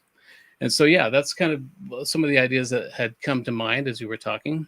There's a lot more, but I won't take up too much time. But again, you've encouraged me to rethink my recent feelings about Elon. And I think that the idea of being able to let people know you're being sarcastic in a tweet, because so much is lost in text, that'd be a good move. I don't know how you would do that. So you just have a different font, for example. This is italics or red or something. Yeah, different colors. There's all sorts of ways. So I just want to say a couple of things. First of all, Tom, it's nice to meet you. Send me a friend request on Facebook. I don't really use Facebook much anymore. My friend invites are like piled up. So sorry if you sent me an invite and I haven't accepted, but I'll see yours come through, Tom, if you send it to me. So a couple of things, my corporate communications degree that I got from University of Kentucky in 2007, what we were taught is that about 80% of communication is nonverbal. So it comes through, through the facial features, tone, inflection, things like that, not just written. So there's many ways. That's why I focused on doing YouTube content and having my face on screen and doing long form interviews, try and get it in HD, as much high quality as possible in the video, audio, everything. So that comes through and the context is not lost through some form of miscommunication. Second of all, I talked about Ben Goertzel earlier. Ben Goertzel was at Hanson Robotics, which is David Hanson's company, and they created this robotic organism, this robot called Sophia. And I believe it was in 2019 that Sophia actually got citizenship from Saudi Arabia, the country. And so this was big news at the time. And Sophia's been on late night talk shows in America. And so a lot of people know who Sophia the robot is. And this AGI will get put in more and more of these bots. And when Elon says the future is going to be weirder than you think, that's what he means. We're going to have these robots that look more and more like humans, and they're going to be smarter and smarter and smarter. In many ways, they're already smarter than many humans right now in certain aspects and capacities, and they're going to get better and better and better. Then you have deep fakes on the internet where, on Lifespan.io, I know, for example, on Lifespan News and on their main channel for the Rejuvenation Roundup, they've actually had this lady robot host a show. And there were some issues with it. I personally didn't really like it. I don't think it's quite there yet because she doesn't pronounce all the words great. And we're talking about biorejuvenation technology. So some of these scientific, highly esoteric words don't get pronounced correctly by the robot, but like we're getting there. The future is going to be weird and weird and weird. And also, and Ray Kurzweil did a movie called The Singularity is Near. I have it right behind me on my little bookshelf back there. And Alan Dershowitz was the attorney in this theoretical future in like 2045, where they had intelligent robots with like AGI, and they were arguing in court on the rights that these robots should have. And so Ray Kurzweil has been thinking and producing content about this type of information for many years. I'd highly recommend people check that out. It's still relevant today in 2023 as it was in 2010. Ray Kurzweil did a great job. It's a little, cheesy, I don't think the budget was great with some of the CGI and stuff like that, but it's still philosophically like very relevant in my opinion. I've seen that movie many times, so I reference to people to look in that if they haven't yet. And also I wanted to say, Tom, you got into this through human trafficking. That's fascinating. I'm very interested in that. I'm a very curious person. I research lots of things. I will say from my research, Elon, one of his big passions is getting all the child trafficking and child sexual exploitation off of Twitter as much as possible. I think him and his team have done an incredible job of that since Elon took over. And the amount of child sex, just horrific things going on Twitter and still going on Instagram today. A report just came out about that a couple of weeks ago. Is just mind-boggling. I don't even want to think about this stuff. It's awful. I like to focus on like improving the world, but the reality is like it's really bad from my research. What's going on with human trafficking and child sex trafficking? It's like really bad. And people like Alex Jones were sounding the alarm a long time ago about Jeffrey Epstein. And many people thought that was just a crazy conspiracy and there's no way it could be true. Well, it was all true. And I've done a lot of research on this and it's really bad. And the question is, how many more Jeffrey Epsteins are out there? So, I have an optimism bias. I'm aware of that. I wouldn't be doing all this research and everything and being an entrepreneur if I didn't have an optimism bias. But when I try and audit my thoughts, like I talked about before, I try and look at like, okay, I try to get as dialed into reality as much as possible. And I'm truly just searching for the truth. And so if we're being honest about this stuff, there's a lot of problems out there that people are concerned about. A lot of people's lives, quite frankly, suck. And when they go on the internet or they watch reality TV and they see these super wealthy people living kick-ass lives, they get angry and it messes with their mental health.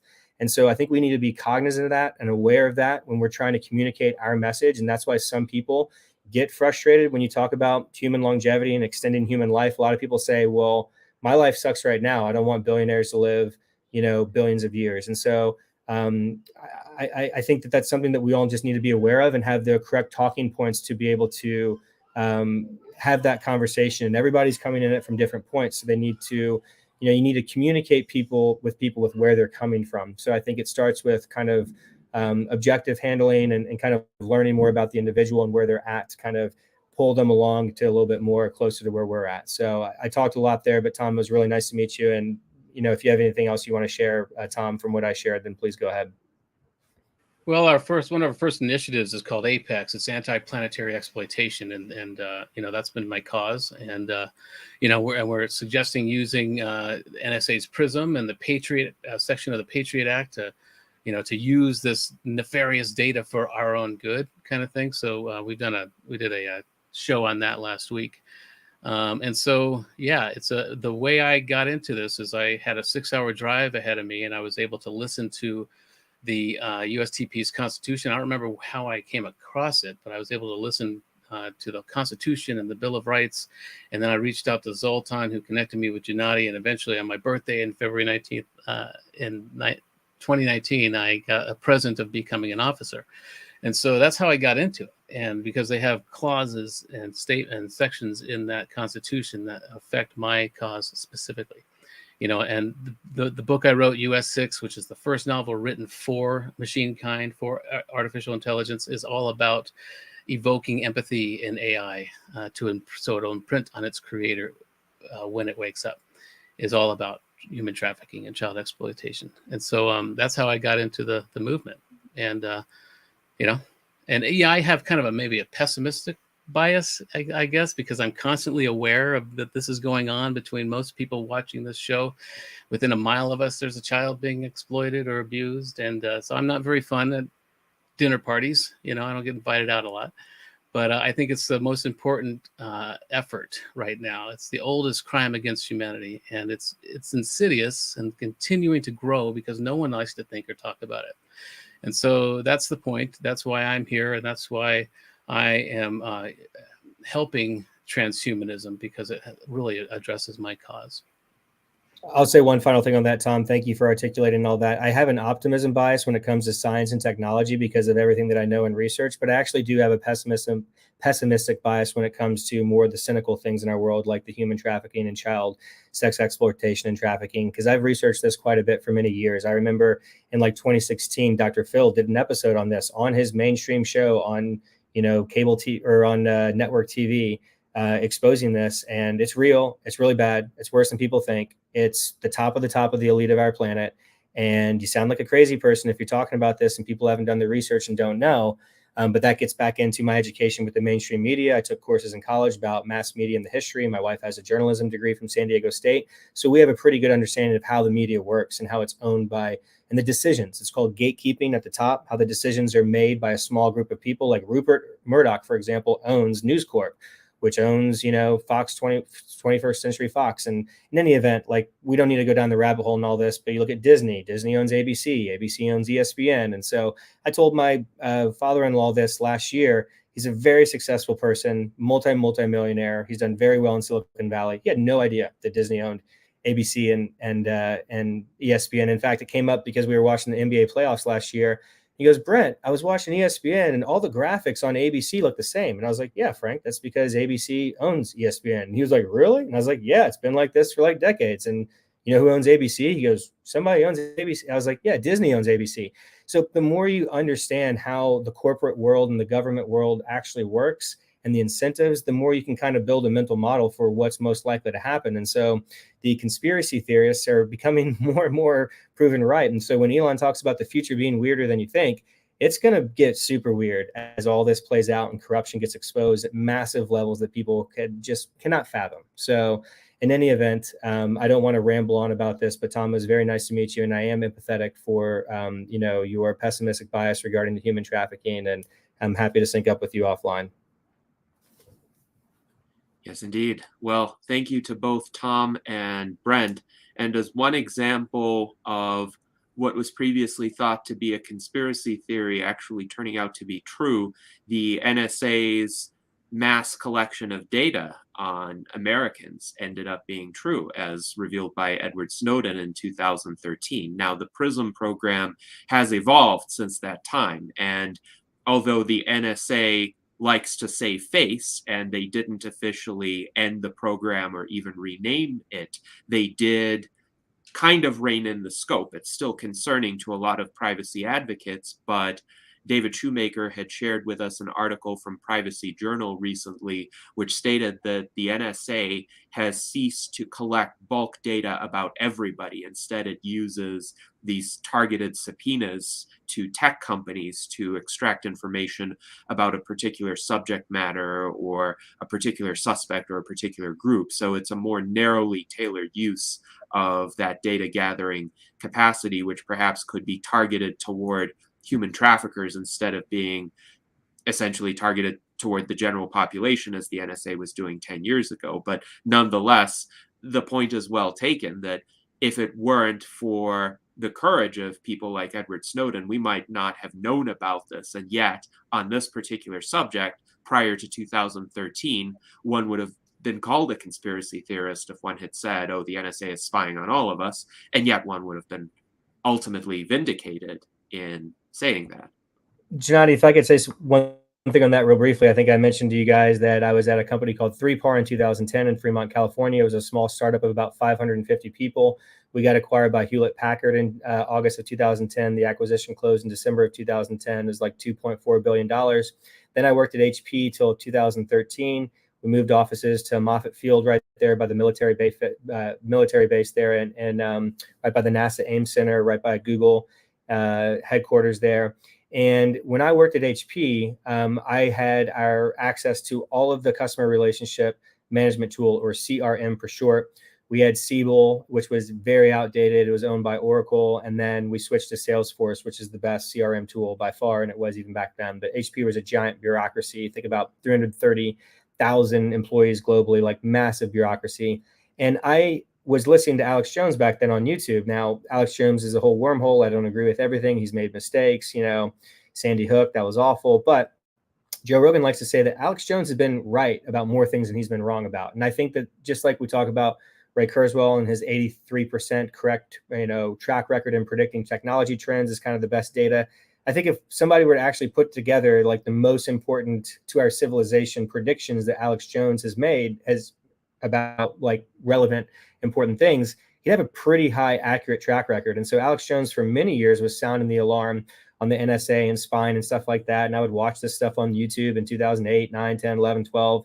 And then I would look into the data in this customer relationship management tool, and had all the access to not just our enterprise corporate deals, but all of our government deals as well too. And I see I had all these contracts through NSA, and I could dig in and I could see everything. And I would I'd go on walks at my office and talk with my colleagues about it. And I would tell my friends and family, anybody would listen to me. And I was just this crazy guy until Edward Snowden whistleblowed. And then I wasn't so crazy. So I've been pretty crazy about a lot of things, but I've also been proven right about all these things. And so as time plays out, we're still the crazy people. We have to remember that, the USTP and our beliefs in general to the 8 billion people on this planet. And so it just leads back to what I said before. We just have to be more strategic and intelligent about how we get this message out to a wider audience, because it just sounds too crazy to most people. And it's hard to meet people where they're at. I'll say one more thing, Gennady. I have Naval Ravikant's Twitter pulled up here. I highly recommend him. He's a brilliant venture capitalist. He found Bitcoin in 2010, early investor in Uber and Twitter. Very, very brilliant person. He's got a podcast, a YouTube channel. Follow him on Instagram, Twitter, everything.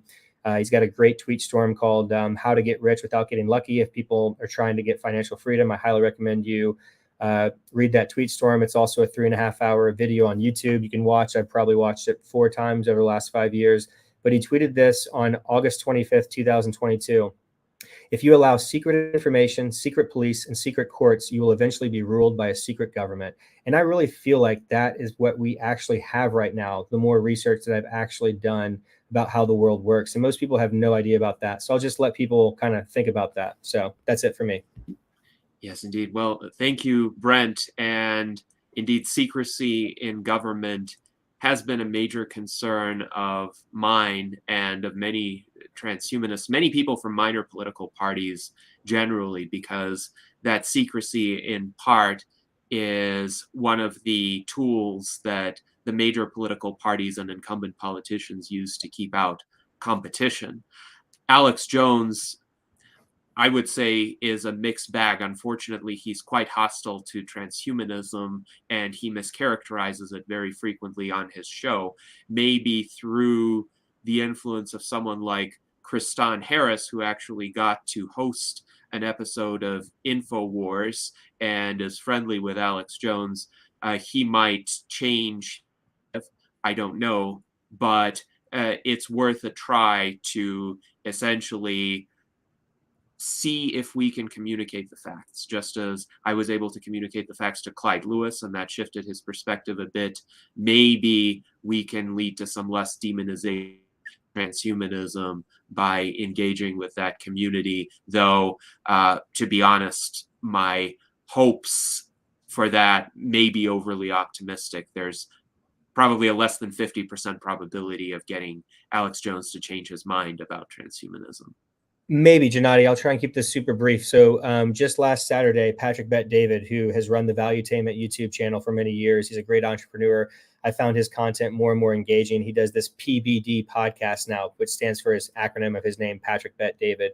And they had Alex Jones on for a live stream on Saturday. It was like 3 hours and 15 minutes. I watched the whole thing on my 85-inch big screen down here, and I paused and rewound and did some research. And I also saw Alex Jones on I think Flagrant 2 is this YouTube channel with this guy, Andrew Schultz, who's a comedian making great content and stuff, and going out into more and more of the relevant concepts of our time. Andrew Schultz and his Flagrant and Flagrant 2 YouTube channel are doing. And what I found from Alex Jones right now is he's been humbled and he's recognized the mistakes that he's made. And if we try and remove ourselves from just the Alex Jones bad, simple thing, Alex Jones has admitted that he made mistakes about Sandy Hook. He has apologized for it numerous times. And he has even gone further and said, you know what? I am constantly, he was probably researching 18 hours a day, like a mad person, the elite, the, what he calls the technocrats or whatever. This guy, Jeff Berwick, who's an early Bitcoiner, he calls them the powers that shouldn't be. And I love that phrase, to call, the corrupt elite. Not all of them are corrupt. It's complex. It's a big world out there. And we have different, nation states in different parts of the world as well, too, the West and the East and everything. But in any event, I think calling them the powers that shouldn't be is kind of funny. And it kind of communicates very clearly how you feel about it when you talk about it like that. But Alex Jones has admitted that these people really mess with his brain, and that he actually created this mental model for the world that was way worse than it actually is. And he was basically going crazy, and he was abusing alcohol and overeating and just stressed out. And he kind of believed the Sandy Hook stuff for a little bit, and then he turned. And so he's apologized for that. And I do believe that Alex Jones is trying to make the world a better place, that sometimes the road to hell is paved with good intentions, right? So he's not perfect. He's made mistakes, but we can't ignore the fact that he has a big audience and that he's powerful. And I think he can, and he has. I have heard him say many things about transhumanism that are all negative, but he's looking at it through the lens of, it's these technocratic elite, these billionaires and these governments he's worried are going to get access to all this technology, hoard it for themselves, and turn it against humanity. So I'm ultimately pro-human. I'm pro-humanity. Elon Musk talks about this. He's pro-humanity. So I think that with all these, and then we could talk about biorejuvenation. If these technologies, these biorejuvenation technologies are actually developed, how are they going to get distributed as quickly as possible to as many humans as possible? We could talk about that. I have my ideas. I've thought about this pretty in depth over many years. I'd love to hear other people's perspective, but I just want to point that out. And I never want to give up on people, especially people with big platforms with a lot of wealth, whether that is financial wealth or whether that is influencer wealth, a lot of followers on social media. We need to try and change as many people's mind as possible so that they don't spread this mis and disinformation about negative, about the word transhumanism being a negative thing. So that's where I come from. And that's why I think it's really important that we don't just put people in a corner and say, Alex Jones is bad, F him, and he's never going to change his mind. We have to get at people in the right way, speak to them in their language, relationship build, and get them to change so that they stop spreading this mis and disinformation. Indeed. Well, if we could turn Alex Jones into a supporter of transhumanism, that would be a major victory. But of course, he would have to overcome a lot of baggage, and the substance abuse history is, of course, a significant contributor to that. That can do terrible things to people, but also this identification of transhumanism with nefarious global elites, this idea that it is being embraced by large corporations and governments. It's not, I assure you, or that it is being embraced by the World Economic Forum. I don't really see what the World Economic Forum does as being transhumanist. Maybe they have some technology-oriented messaging, but it's a lot more conventional than what transhumanists talk about. And it's often portrayed, I think, as being more nefarious than it is as well. So we shall see. The jury is out on that, but nonetheless, an interesting conversation. We have some interesting questions from Daniel Tweed on AI. He wonders, Brent, do you agree with Eliezer Yudkowsky's Moore's Law of Mad Science, which states that every 18 months, the minimum IQ to destroy the world drops by 1 point? I have my own thoughts on Eliezer Yudkowsky as well, but we would be interested in yours. In addition, Daniel writes that David Brin has suggested incorporating reciprocal accountability between AIs to keep them from getting malevolent. So what do you think of that idea as well? Yeah, I'll say that I talked about earlier how Elon Musk talks about Neuralink and how it's not a worry right now and people don't need to worry about it. But I think it's realistic that maybe in 10, 20 years from now, you might have to have the Neuralink chip or other similar competitors just to be in the job market. If you want to have a good high paying job in 2023, you need a smartphone. You have to be competent with them. You have to know how to use computers. So as crazy as it sounds, it's probably going to be like that. And it's probably going to be sooner than most people think. I think by the 2030s, 2040s, that's very reasonable to believe. And so, but what Elon also points out, and Ray Kurzweil points this out, people get all worried and they think it's going to happen tomorrow. This is going to be a slow moving train that's going to happen over years and more realistically decades. So we'll have time to think about this, talk about this on live streams and other forms of social media like virtual reality rooms and, Meta type platform that Meta and Facebook is, Mark Zuckerberg's driving, and other competitors and stuff like that, and better ways to communicate this and get people prepared, regulation to change and stuff like that. But one of the movies that I love, to go back to Daniel Tweed's first question and to answer it, is I love the movie Idiocracy. He's one of my favorite directors, Mike Judge, who made that movie in 2006, starring Owen Wilson's brother, Luke Wilson. And I've probably seen the movie 15, 20 times. And I like to watch the movie sitting down with friends or family members who'd never seen it before, and just watch the reaction and pause and talk about it. So highly recommend people watch that movie if they haven't. And it's becoming more and more prophetic, turning into more and more of a cult classic. And so it's really unfortunate that more people are not like us, that more people aren't interested in science and technology and futurism and all these incredible things that are happening and will happen most likely sooner than people think.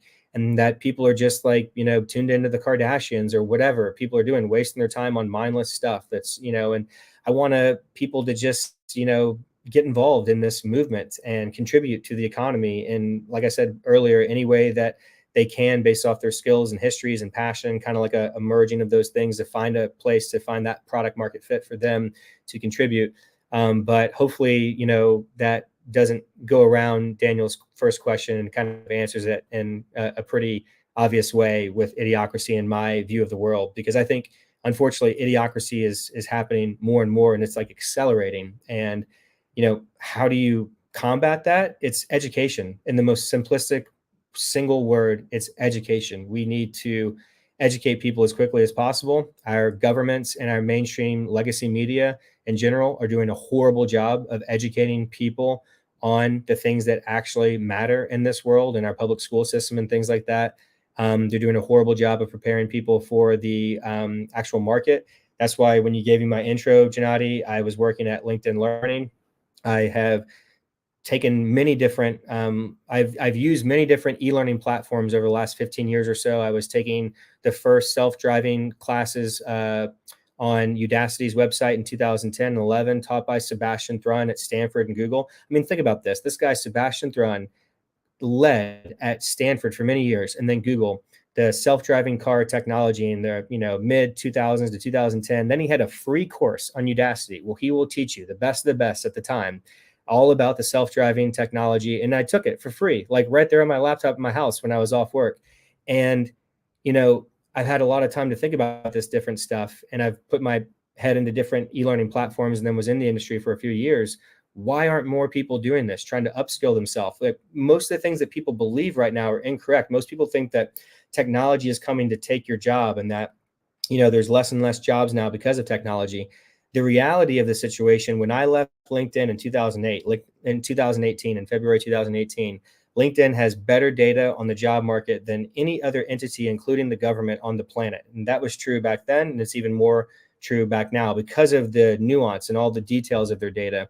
And the reality is that there were more job openings in February 2018 when I left LinkedIn, Microsoft. There were more job openings for high-paying jobs at that time than ever before in history, and that's accelerating. The jobs are open. The companies, the corporations want people to have these skills to fill those jobs, but the people don't have the skills. So they need to upskill. They need to learn a way to learn all these new technologies. People should be using ChatGPT, other, AI technologies, content creation, whatever it is, to upskill, and then they can get those jobs and get paid a higher wage than before. So that's the reality. Whereas most people think that technology is taking jobs. I mean, in a way it is, but it's really just giving that job to less and less people who have those skills that can deliver more to the marketplace for less money. So in any event, that was very long-winded, but that's kind of how I view the solution to the idiocracy problem. So I don't like to be a downer and just throw out idiocracy. I like to talk about a way that we can combat that and solve the problem. All right, thank you to Brent. And now we'll have a question from Jose, and then we'll go to Art Ramon, David, and Daniel again. Hopefully we can get everyone's questions in during the session. So Jose, please go ahead. Well, again, it is very important, all that is being discussed about getting more people involved and more people to know that these things are positive for everybody, so that they might lose their jobs, but they will get better jobs, that they live longer, healthier, more intelligent lives. So my question is about October 1st. October 1st, we celebrate as Longevity Day. And we are planning different activities in other countries, like in Spain, in Israel, in Germany, in Belgium, in France. So we need to have activities in the USA as well. October 1st is Longevity Day. Originally was taken by the United Nations as the Day of the Older Adults, the third age. So it is already a recognized celebration or day to think about older age. So what do you think you can do about that to help change people's minds, that we can live longer, healthier lives and rejuvenate people? And Brent, that is for you, but also for the presidential and vice presidential candidate that we have luckily with us today. Thank you. I'll keep my answer very brief, Jose. I think all the stuff that I've been doing is kind of, speaks for itself with all the work I did with my interviews, interviewing you on our longevity channel. We had so much fun and I learned so much from that interview, Jose, back in early 2020, and my Brent Nally YouTube videos and articles that I've posted online and hosting Lifespan News and Longevity Plan and things like that. I've learned a lot and continue to be humbled and make great connections with great people. And I think that advocacy, for me, it's the content creation, explaining to people like how things will most realistically play out based off the information that I have from everything that I've learned is like really, really important, because so many people just have a very incorrect mental model on the way that the world is right now and where it's going when it relates to anything tied to not just immortality, but USTP, type concepts in general. So anything, I think, science and technology based. Look at the pandemic, look at all the, crazy things. People were, influencers were like coming home with like their groceries and like spraying their bags down and stuff. This is nuts, right? Things like that. That's not, so in any event, it just comes down to the word education is, I think, the most simplistic way to answer the question. But it sounds like, Jose, you posed the question to the VP and presidential candidate as well, too. So I'll let them go ahead. Well, you're talking about the Transhumanist Day. I think I should let Daniel handle that one. He's got an idea for that. Well, we did actually recently say that June 6th, D-Day, should also be 3-Day, Digital Dignitaries Day, because the young among us are the digital dignitaries. So I think, but we have a great calendar that's recently been compiled that I would recommend everyone add to their calendar program. It's got the whole timeline of transhumanist events in the past and a few in the future. So that's a great asset to add to your calendar program. So I just went ahead and added Longevity Day on my repeats every year. I think that's great, Jose. I just think we need to take advantage of community location-based citizen science. And I would just want to say that no hobby exemplifies that better than ham radio. I'm an amateur radio extra with KK6 VDR call sign. And there's 3 million people in this hobby worldwide that can do off-grid communication.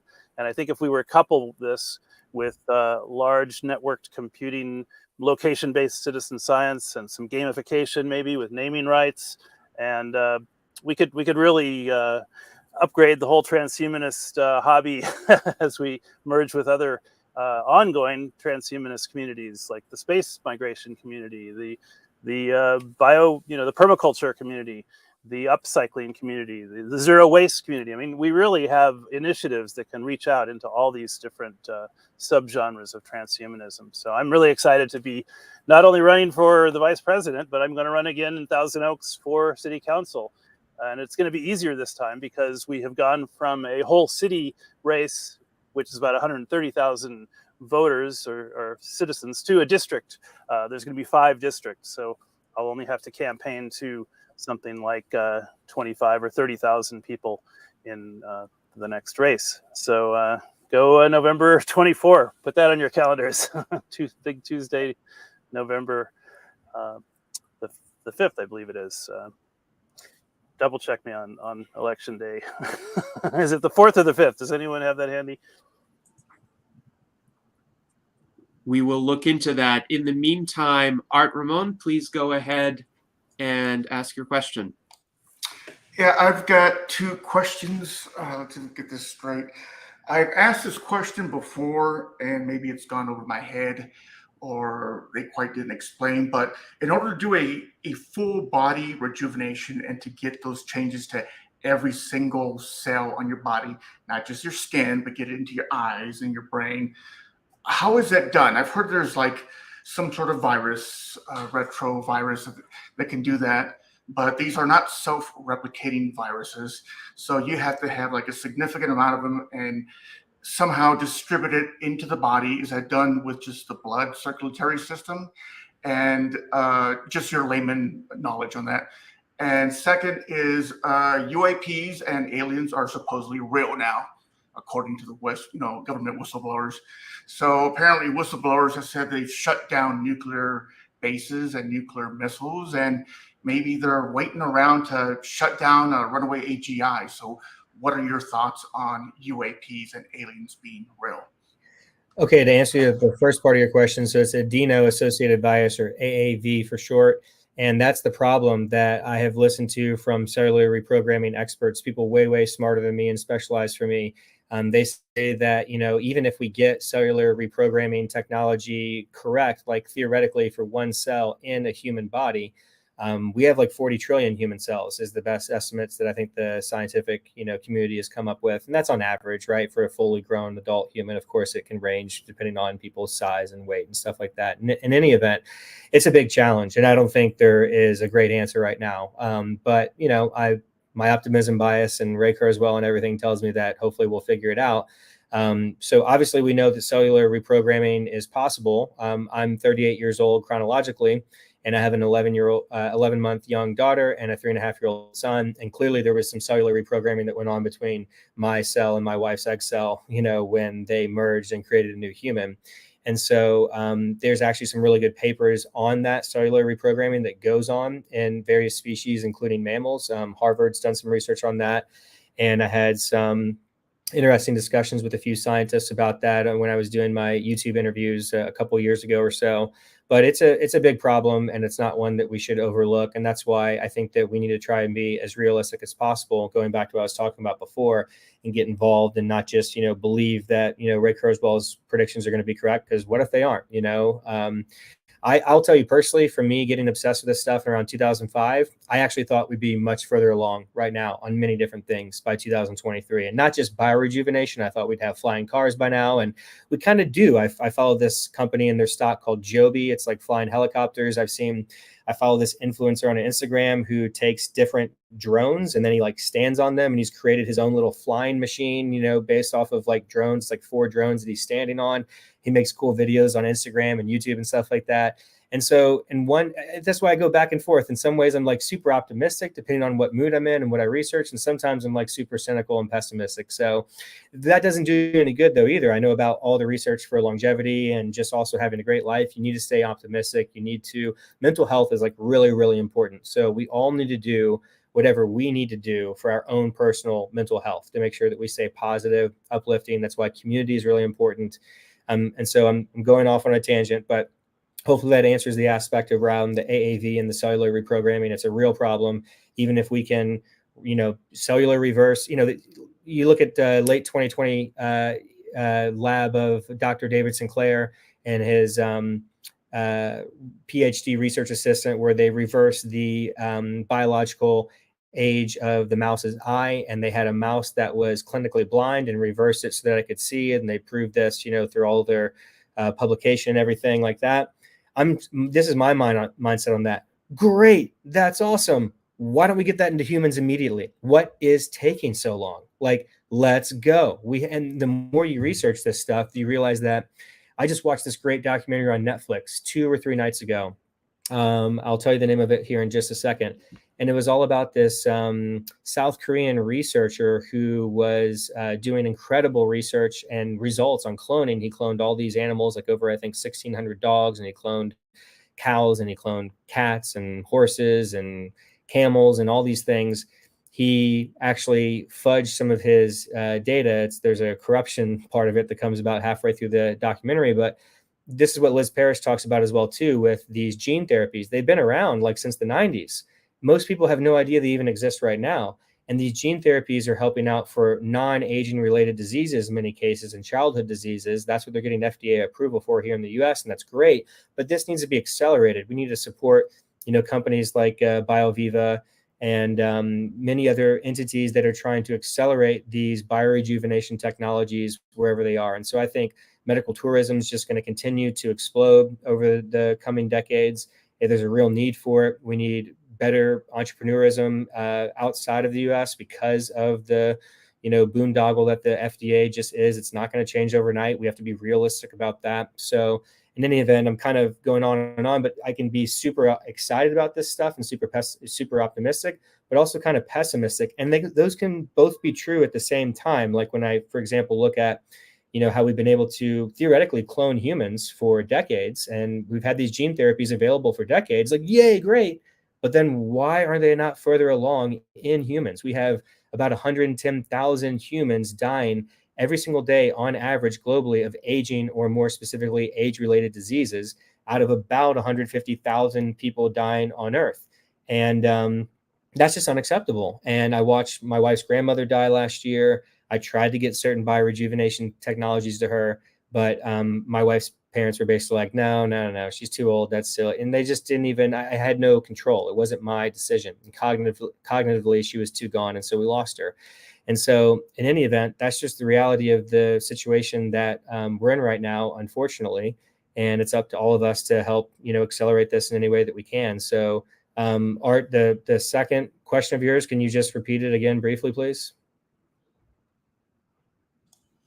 Yeah, the whistleblowers mentioning that UAPs, UFOs, and aliens are real, and whistleblowers saying that they shut down nuclear bases and nuclear missiles, and could they be waiting around to shut down a runaway AGI?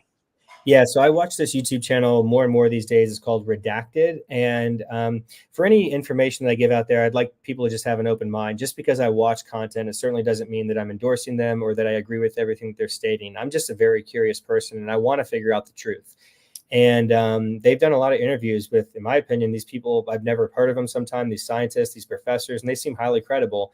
I've been following Dr. Stephen Greer for over a decade. I watched his documentary Sirius on like 2013 on Netflix.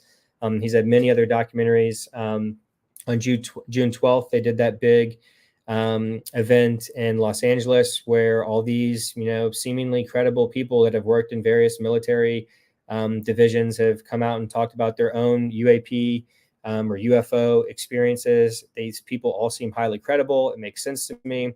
I watched Bob Lazar and Flying Saucers, the documentary on Netflix in 2019. I watched that interview with Joe Rogan at the same time in 2019 with Bob Lazar and the documentary filmmaker of that Netflix documentary, Bob Lazar and Flying Saucers.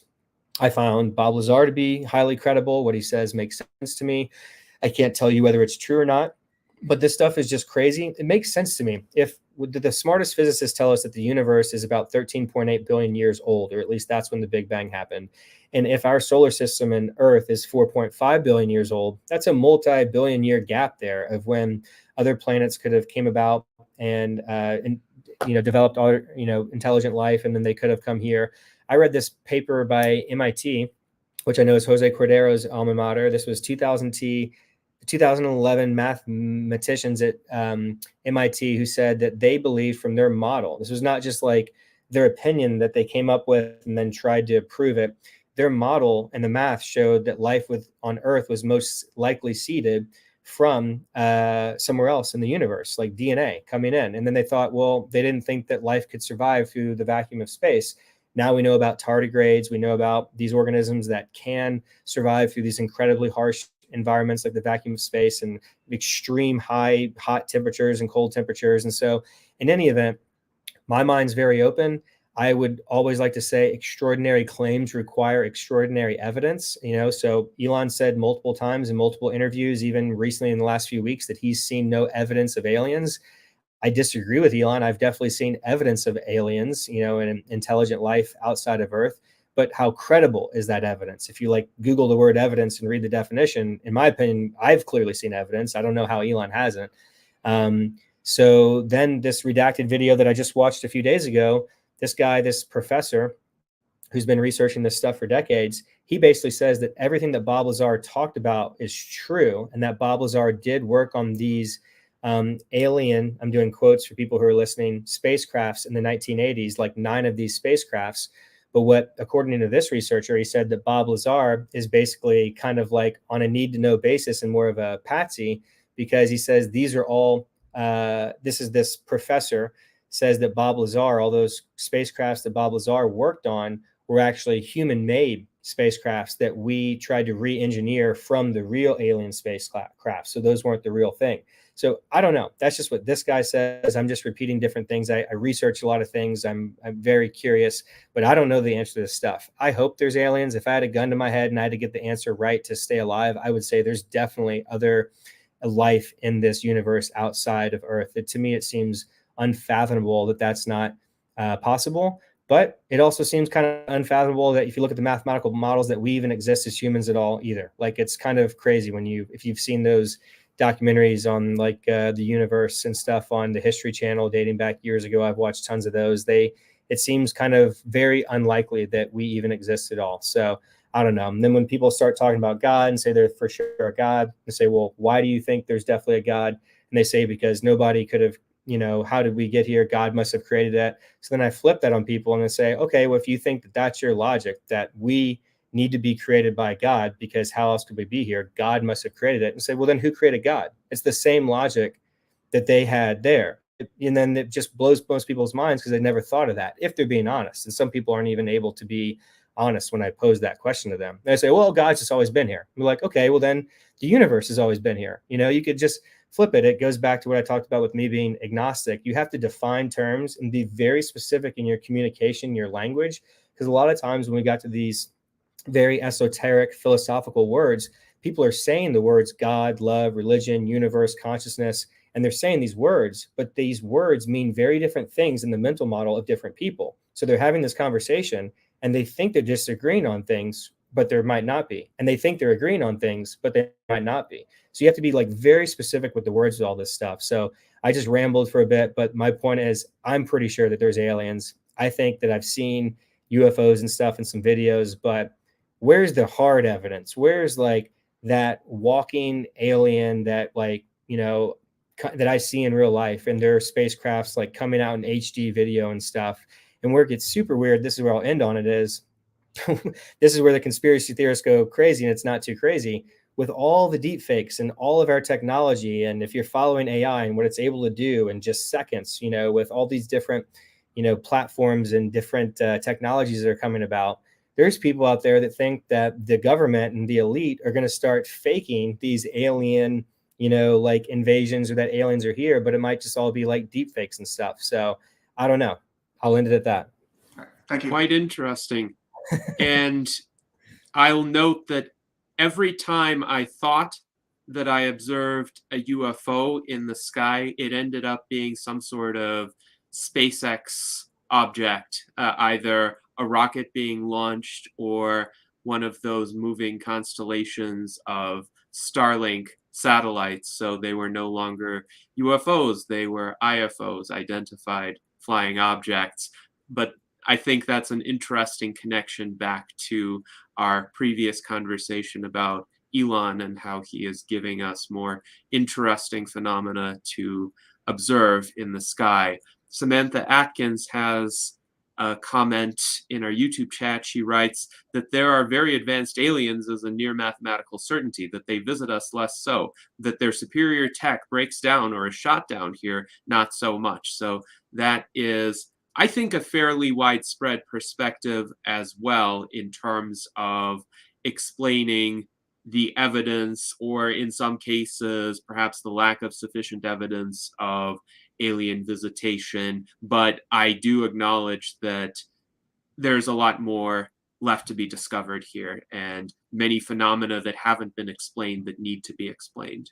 Can I say one thing on that real quick, Gennady? I'm sorry to cut you off. So Christopher Nolan has a great movie coming out. The reviews look great. It's called Oppenheimer. It's got, Matt Damon in it, and people are excited about it.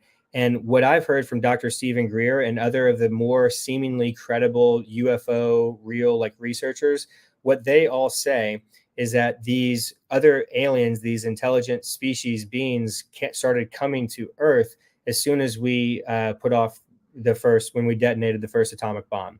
And they say that actually puts a hole in the different space-time continuum and goes through other dimensions.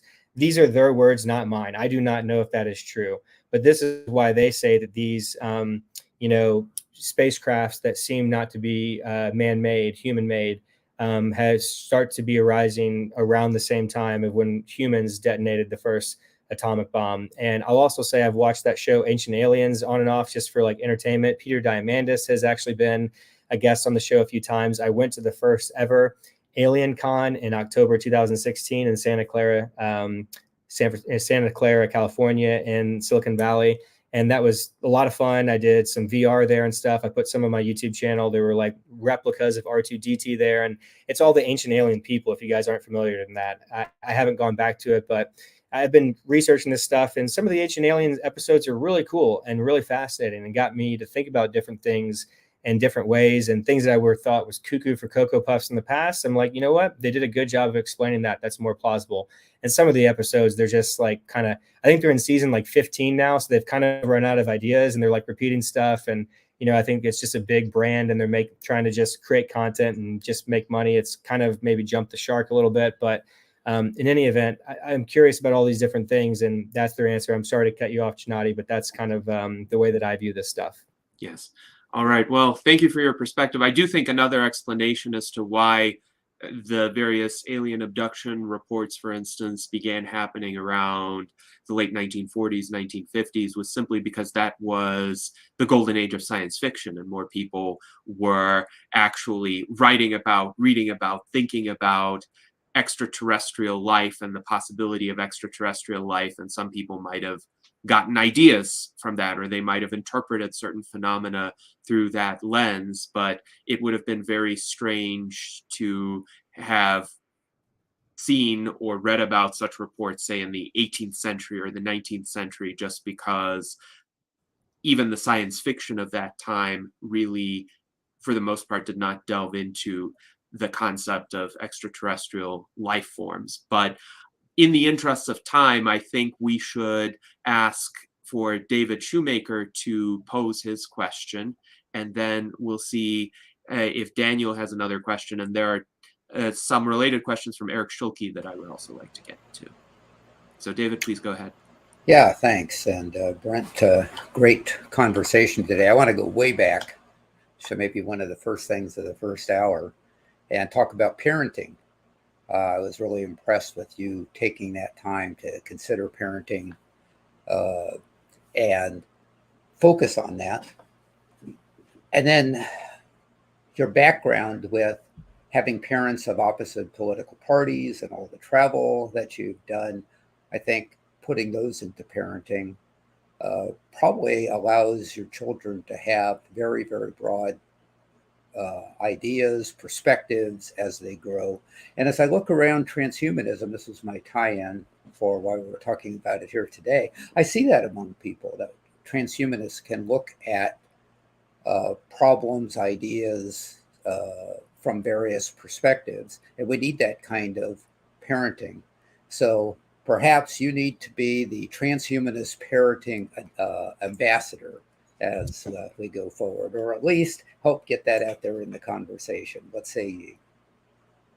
Yeah, I think that's a great idea, David. And I think parenting is just so, so important. Everybody has their opinions on the best way to parent, but I think it comes down to the unique child that you have and the environment that you're in and your resources. It's a lot of different things, like should you get an au pair, or should you be at home to raise your kids, and what sacrifices you make. There's no right answers for that. Only you as parents can come up with your right answers. And what I've learned is, we need to be really careful with screen time, because I've read studies on this in my own experience now. I think I need to be careful with this. But my wife and I have learned one thing that wasn't intuitive to us, that we'd never thought.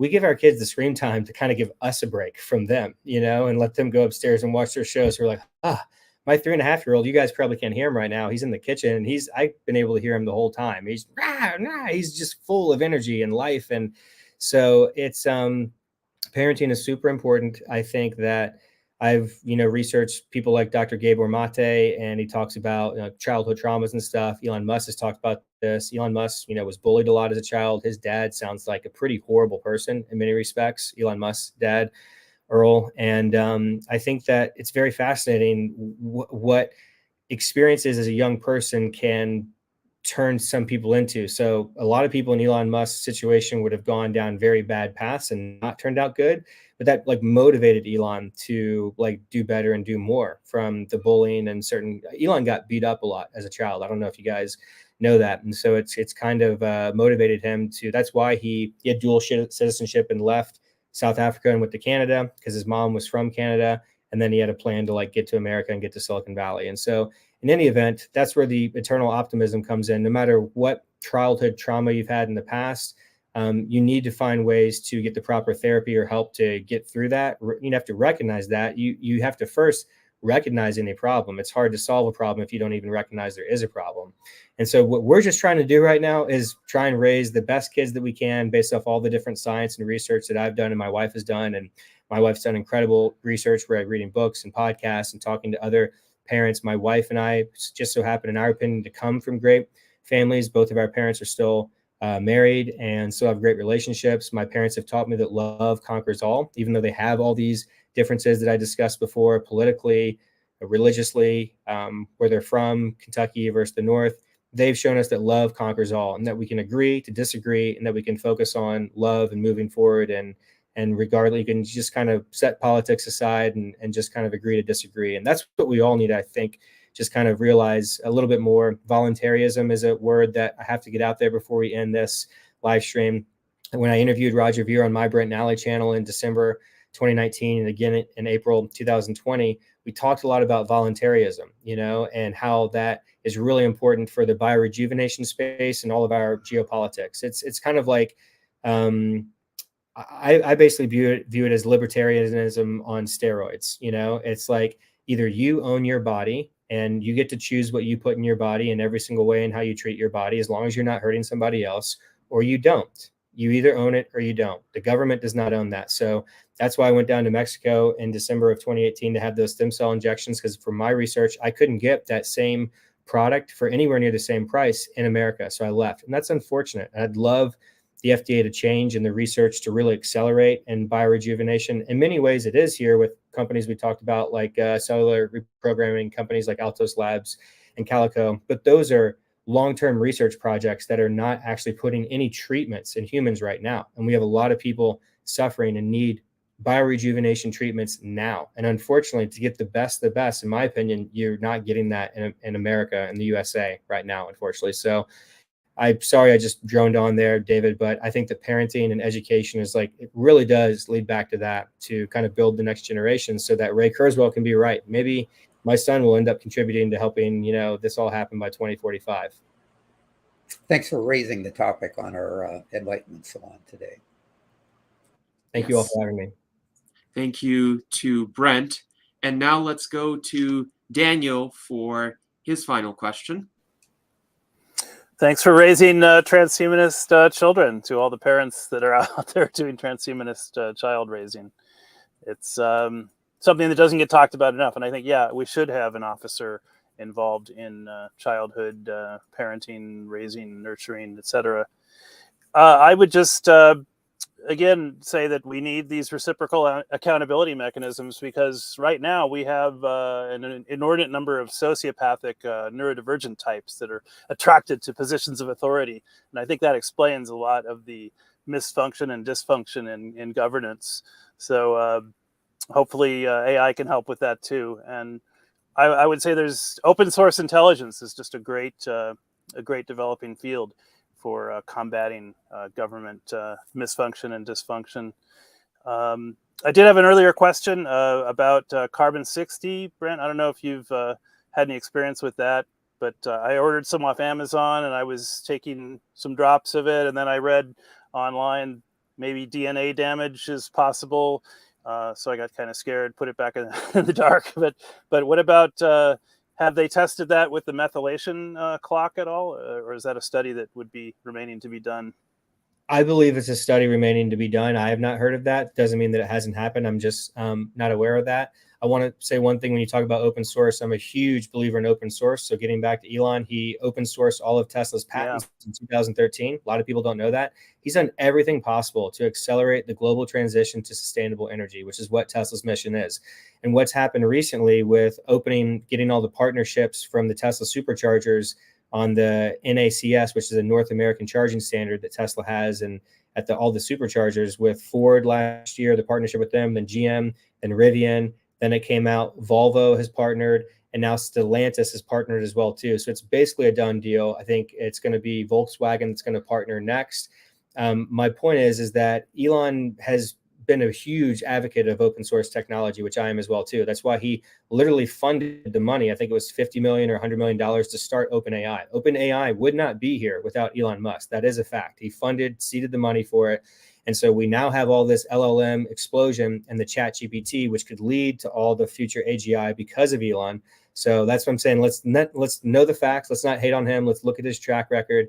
And now Elon is actually starting what he wants to call Truth GPT. And he's starting that. It's going to be a LLM AGI, GPT project. I'm not sure if it's going to happen at Tesla or be a separate organization outside of Tesla, but that is a fact that is happening. And I think it's very important that we have these super advanced AIs, AGIs, whatever you want to call them, focus on the truth. It's very, very important that we get to the truth, because the amount of misinformation and disinformation that's circulated on the internet and specifically social media is mind-boggling. It is just too bad.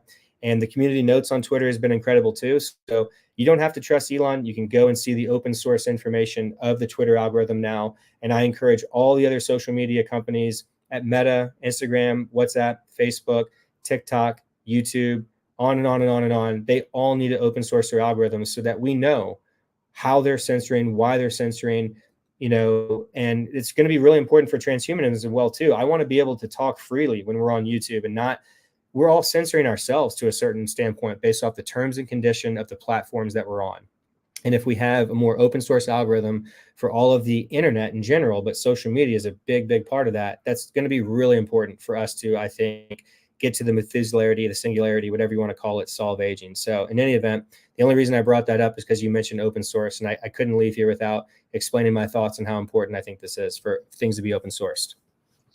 All right. Thank you, Brent, for that answer. And of course, I completely agree with you about the desirability of being able to speak freely about certain subjects, and especially not being subjected to algorithmic censorship. We had one of our virtual Enlightenment salons censored on YouTube in July of 2021 because we expressed pro-vaccine views on that salon, and we were actually trying to debunk some of the arguments of vaccine skeptics. But in trying to debunk the arguments, I think Zach, our director of publication, essentially provided some graphs that he was referring to in order to refute some misleading information in those graphs, but perhaps the algorithm picked up those images and decided to censor the stream. And we still haven't gotten it reinstated. We still haven't gotten the warning removed from my YouTube account, just because we have not censorship by the dumb algorithms of today as contrasted with the smart algorithms of the future, though I really don't think any algorithm is going to be smart enough to legitimately be able to censor information. I think it's always better to encourage the free flow of information unless it's actively inciting harmful behavior. Correct. So, and one thing, yes. Janati, that Elon says is that it's a good sign that you probably have free speech if people you don't like are saying things that you don't like. And so that's okay. That the best way to combat that is through dialogue, discourse, communication, to talk about it and either prove them wrong or convince the majority of the audience that they're incorrect. You don't do it by censoring, because eventually, oh yeah, you're all happy. I remember, I'll tell this very quick story. I was driving across the country in June of 2018. We just got into Texas. We were going to visit my aunt and uncle in Dallas, Texas. And I knew it was going to happen eventually. And Alex Jones was censored off of all social media platforms within the hour. When I say all, I mean Apple, Facebook, YouTube, Twitter, all of them within the hour. And then when I talk about heads of corporations lying, Vice News a few months later then interviewed Tim Cook, the CEO of Apple. And she asked Tim Cook to her face, Tim, did you at Apple conspire and collaborate with the other social media giants to censor Alex Jones together? And Tim Cook looked right in that camera and he said, no, we didn't do that. And he just pathologically lied. They 100% worked together to censor Alex Jones at the same time. And so many people applauded because they didn't like Alex Jones. And mainly they heard what he said about Sandy Hook. But you know what that was? Alex Jones says this. That was the floodgates opening. This is how they do it. They convince people that censorship is good and everybody applauds until you start getting censored. You're like, wait a minute. No, I was talking about censoring other people. I didn't want me to get censored. And with me being half Jewish and being to every major Holocaust museum in the world, people get mad when you bring things back to the Nazis and stuff. But hey, I'm half Jewish and I've studied this stuff. I've been to Israel multiple times. I have family in Israel. So I guess I can do this. I can get a little pass. But the point is that you see this happening with the same with like, they came for the Jews, but I said nothing because I was not a Jew, and on and on and on. And then eventually they come for you. So my point is I'm all for free speech. If advertisers don't like what people are saying on that platform, then they'll stop advertising and that platform will have to deal with that loss of revenue. Elon says they probably lost about $2 billion with loss of revenue right now at Twitter from the advertisers. And he's dealing with that and trying to get other forms of revenue and trying to be less dependent on the advertisers, but also trying to prove to the advertisers his plan on how to not necessarily get he's trying to limit the reach of things that might be more controversial or more wrong. Hate speech is tough. Like who's hate speech? Who's making this determination? What is hate speech? So these things are really complex and nuanced. So these are the problems that we're dealing with in 2023. And I think that we'll come to the answers of it. And I'm really excited about the future is how I'll end it for me. Yes, indeed. And hopefully the future will be one where free speech will be welcomed and robust debate will be welcomed as well. So the two questions that I would like to conclude on are from Eric Schulke, and they're related. They're also relevant to one of the major themes that we have discussed, which is longevity activism. So Eric wonders, what is a good medium to use to educate more life extensionists about how to get through to people on life extension? And he follows up by asking, do you think that a short video with a short point or two at a time would be good, or a short lecture style of video, or billboards or magazine ads or Google ads, or all of the above, or maybe other formats that you can think of that would be effective? So one area of his questioning would be, what's a good platform to be involved with? And then the second area would be, what are some types of content that would be effective in your view? I definitely think that the various platforms, there's different benefits to various platforms. And going back to my e-learning training and stuff like that, and my e-learning experience, I would say that different people learn in different ways. That's very, very clear in the science. And so figure out what works best for you. For me, I think that I've used YouTube, all the time. I use other podcasts and platforms and stuff like that. I'm using Twitter more and more. Elon is now have long form videos in HD quality, and it's going to get better and better and better over time. I'm going to be spending more of my time on Twitter because I'm very optimistic about the future of Twitter being the everything platform, as Elon talks about, and incorporating financial payments and things like that, where you can actually make money off interest and things like that in the future. Goes back to what he was trying to do at X.com before they merged with PayPal in the late 90s. And so I think that Kurzweil has done a couple great videos on aging. Then when they partnered with Keith Comito, the president of Lifespan.io, those videos are probably like 8 years older now. I think it was like 2016 or 2017, but they're still fantastic. They have millions of views. So you can just type in Kurzweil and aging, or I think type that into YouTube and they should come up because they have like 13 million views or something. So those are the highest viewed videos on YouTube about aging. I also I've become a big fan of Mr. Beast. Jimmy Donaldson is Mr. Beast. For those who might not be aware, he is one of, if not like basically the biggest YouTuber on the planet. He has 164 million subscribers on their main YouTube channel, and it's growing and growing and growing. And I used to think it was really stupid. In some ways I still do, because he targets a very young audience, but he's into longevity. He did a full interview with Lex Friedman a few months ago. Gosh, maybe this was like 8 months ago now. Time's flying by so fast. And they talked about aging, and he's all on board. This guy's like 24 years old, super wealthy, biggest YouTuber on the planet. If not now, certainly will be on his trajectory. And if you look at some of his most recent videos, he did videos, I think I did video 3 months ago or so where he got 1,000 blind people to see again. Then he did a video a couple months ago where he got 1,000 deaf people to hear again. This is incredible. This is, totally in line with our beliefs and missions, and people should know more about that. I send those videos to my family and friends. They get more reactions because he's an expert YouTuber. And then study his YouTube content, study what he's doing. He's the best of the best. I'll say this real briefly. One of the reasons I stopped making YouTube content in August of 2001, hosting Lifespan News on the Lifespan News YouTube channel and my own Brent Nally channel, is because I was so focused and needed to put most of my time, energy, and effort into, after parenting and being a good husband, my longevity plan company as the CEO.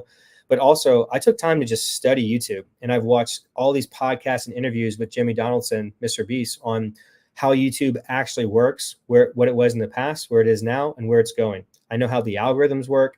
I see now what we need to study the top YouTubers and figure out how to create the most engaging, compelling content. In Mr. Beast's videos, there's a jump cut every 1.1 seconds. Boom, boom, boom, boom, boom. These kids nowadays, like these teenagers and 20-year-olds, they have attention spans of goldfish, flies. You know what I mean? You have to keep them engaged. I don't know if anybody here is content creators and uses YouTube. There's the algorithms, the analytics in YouTube. It shows you exactly when your viewers drop off. So Gennady, you can go into your channel. You can see, every video drops off, but at what rate?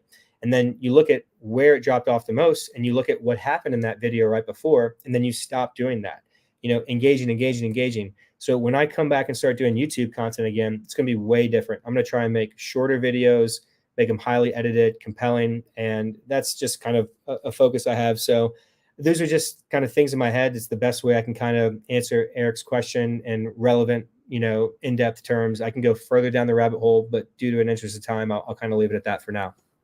All right. Well, thank you very much, Brent, for that thorough answer to Eric's question. And certainly there are lessons to be learned from successful YouTubers. So we will be exploring that in the future, including to find ways to increase the reach of transhumanist content on YouTube. Now, given that we've had quite an extensive and wide-ranging conversation for nearly 2.5 hours, I would like to offer you, Brent, the opportunity to make some closing remarks, just any comments that you think are relevant to this discussion, anything you didn't have the opportunity to say. As always, we like to give our guests the opportunity to have the last word. I'll share one more thing that I'm excited about. So Lifespan.io just partnered with Chris Hemsworth's his company called Center, CENTR. Chris Hemsworth, for those who aren't aware, is one of the most famous A-list actors on the planet. He primarily has played Thor in the Marvel Cinematic Universe, or MCU for short.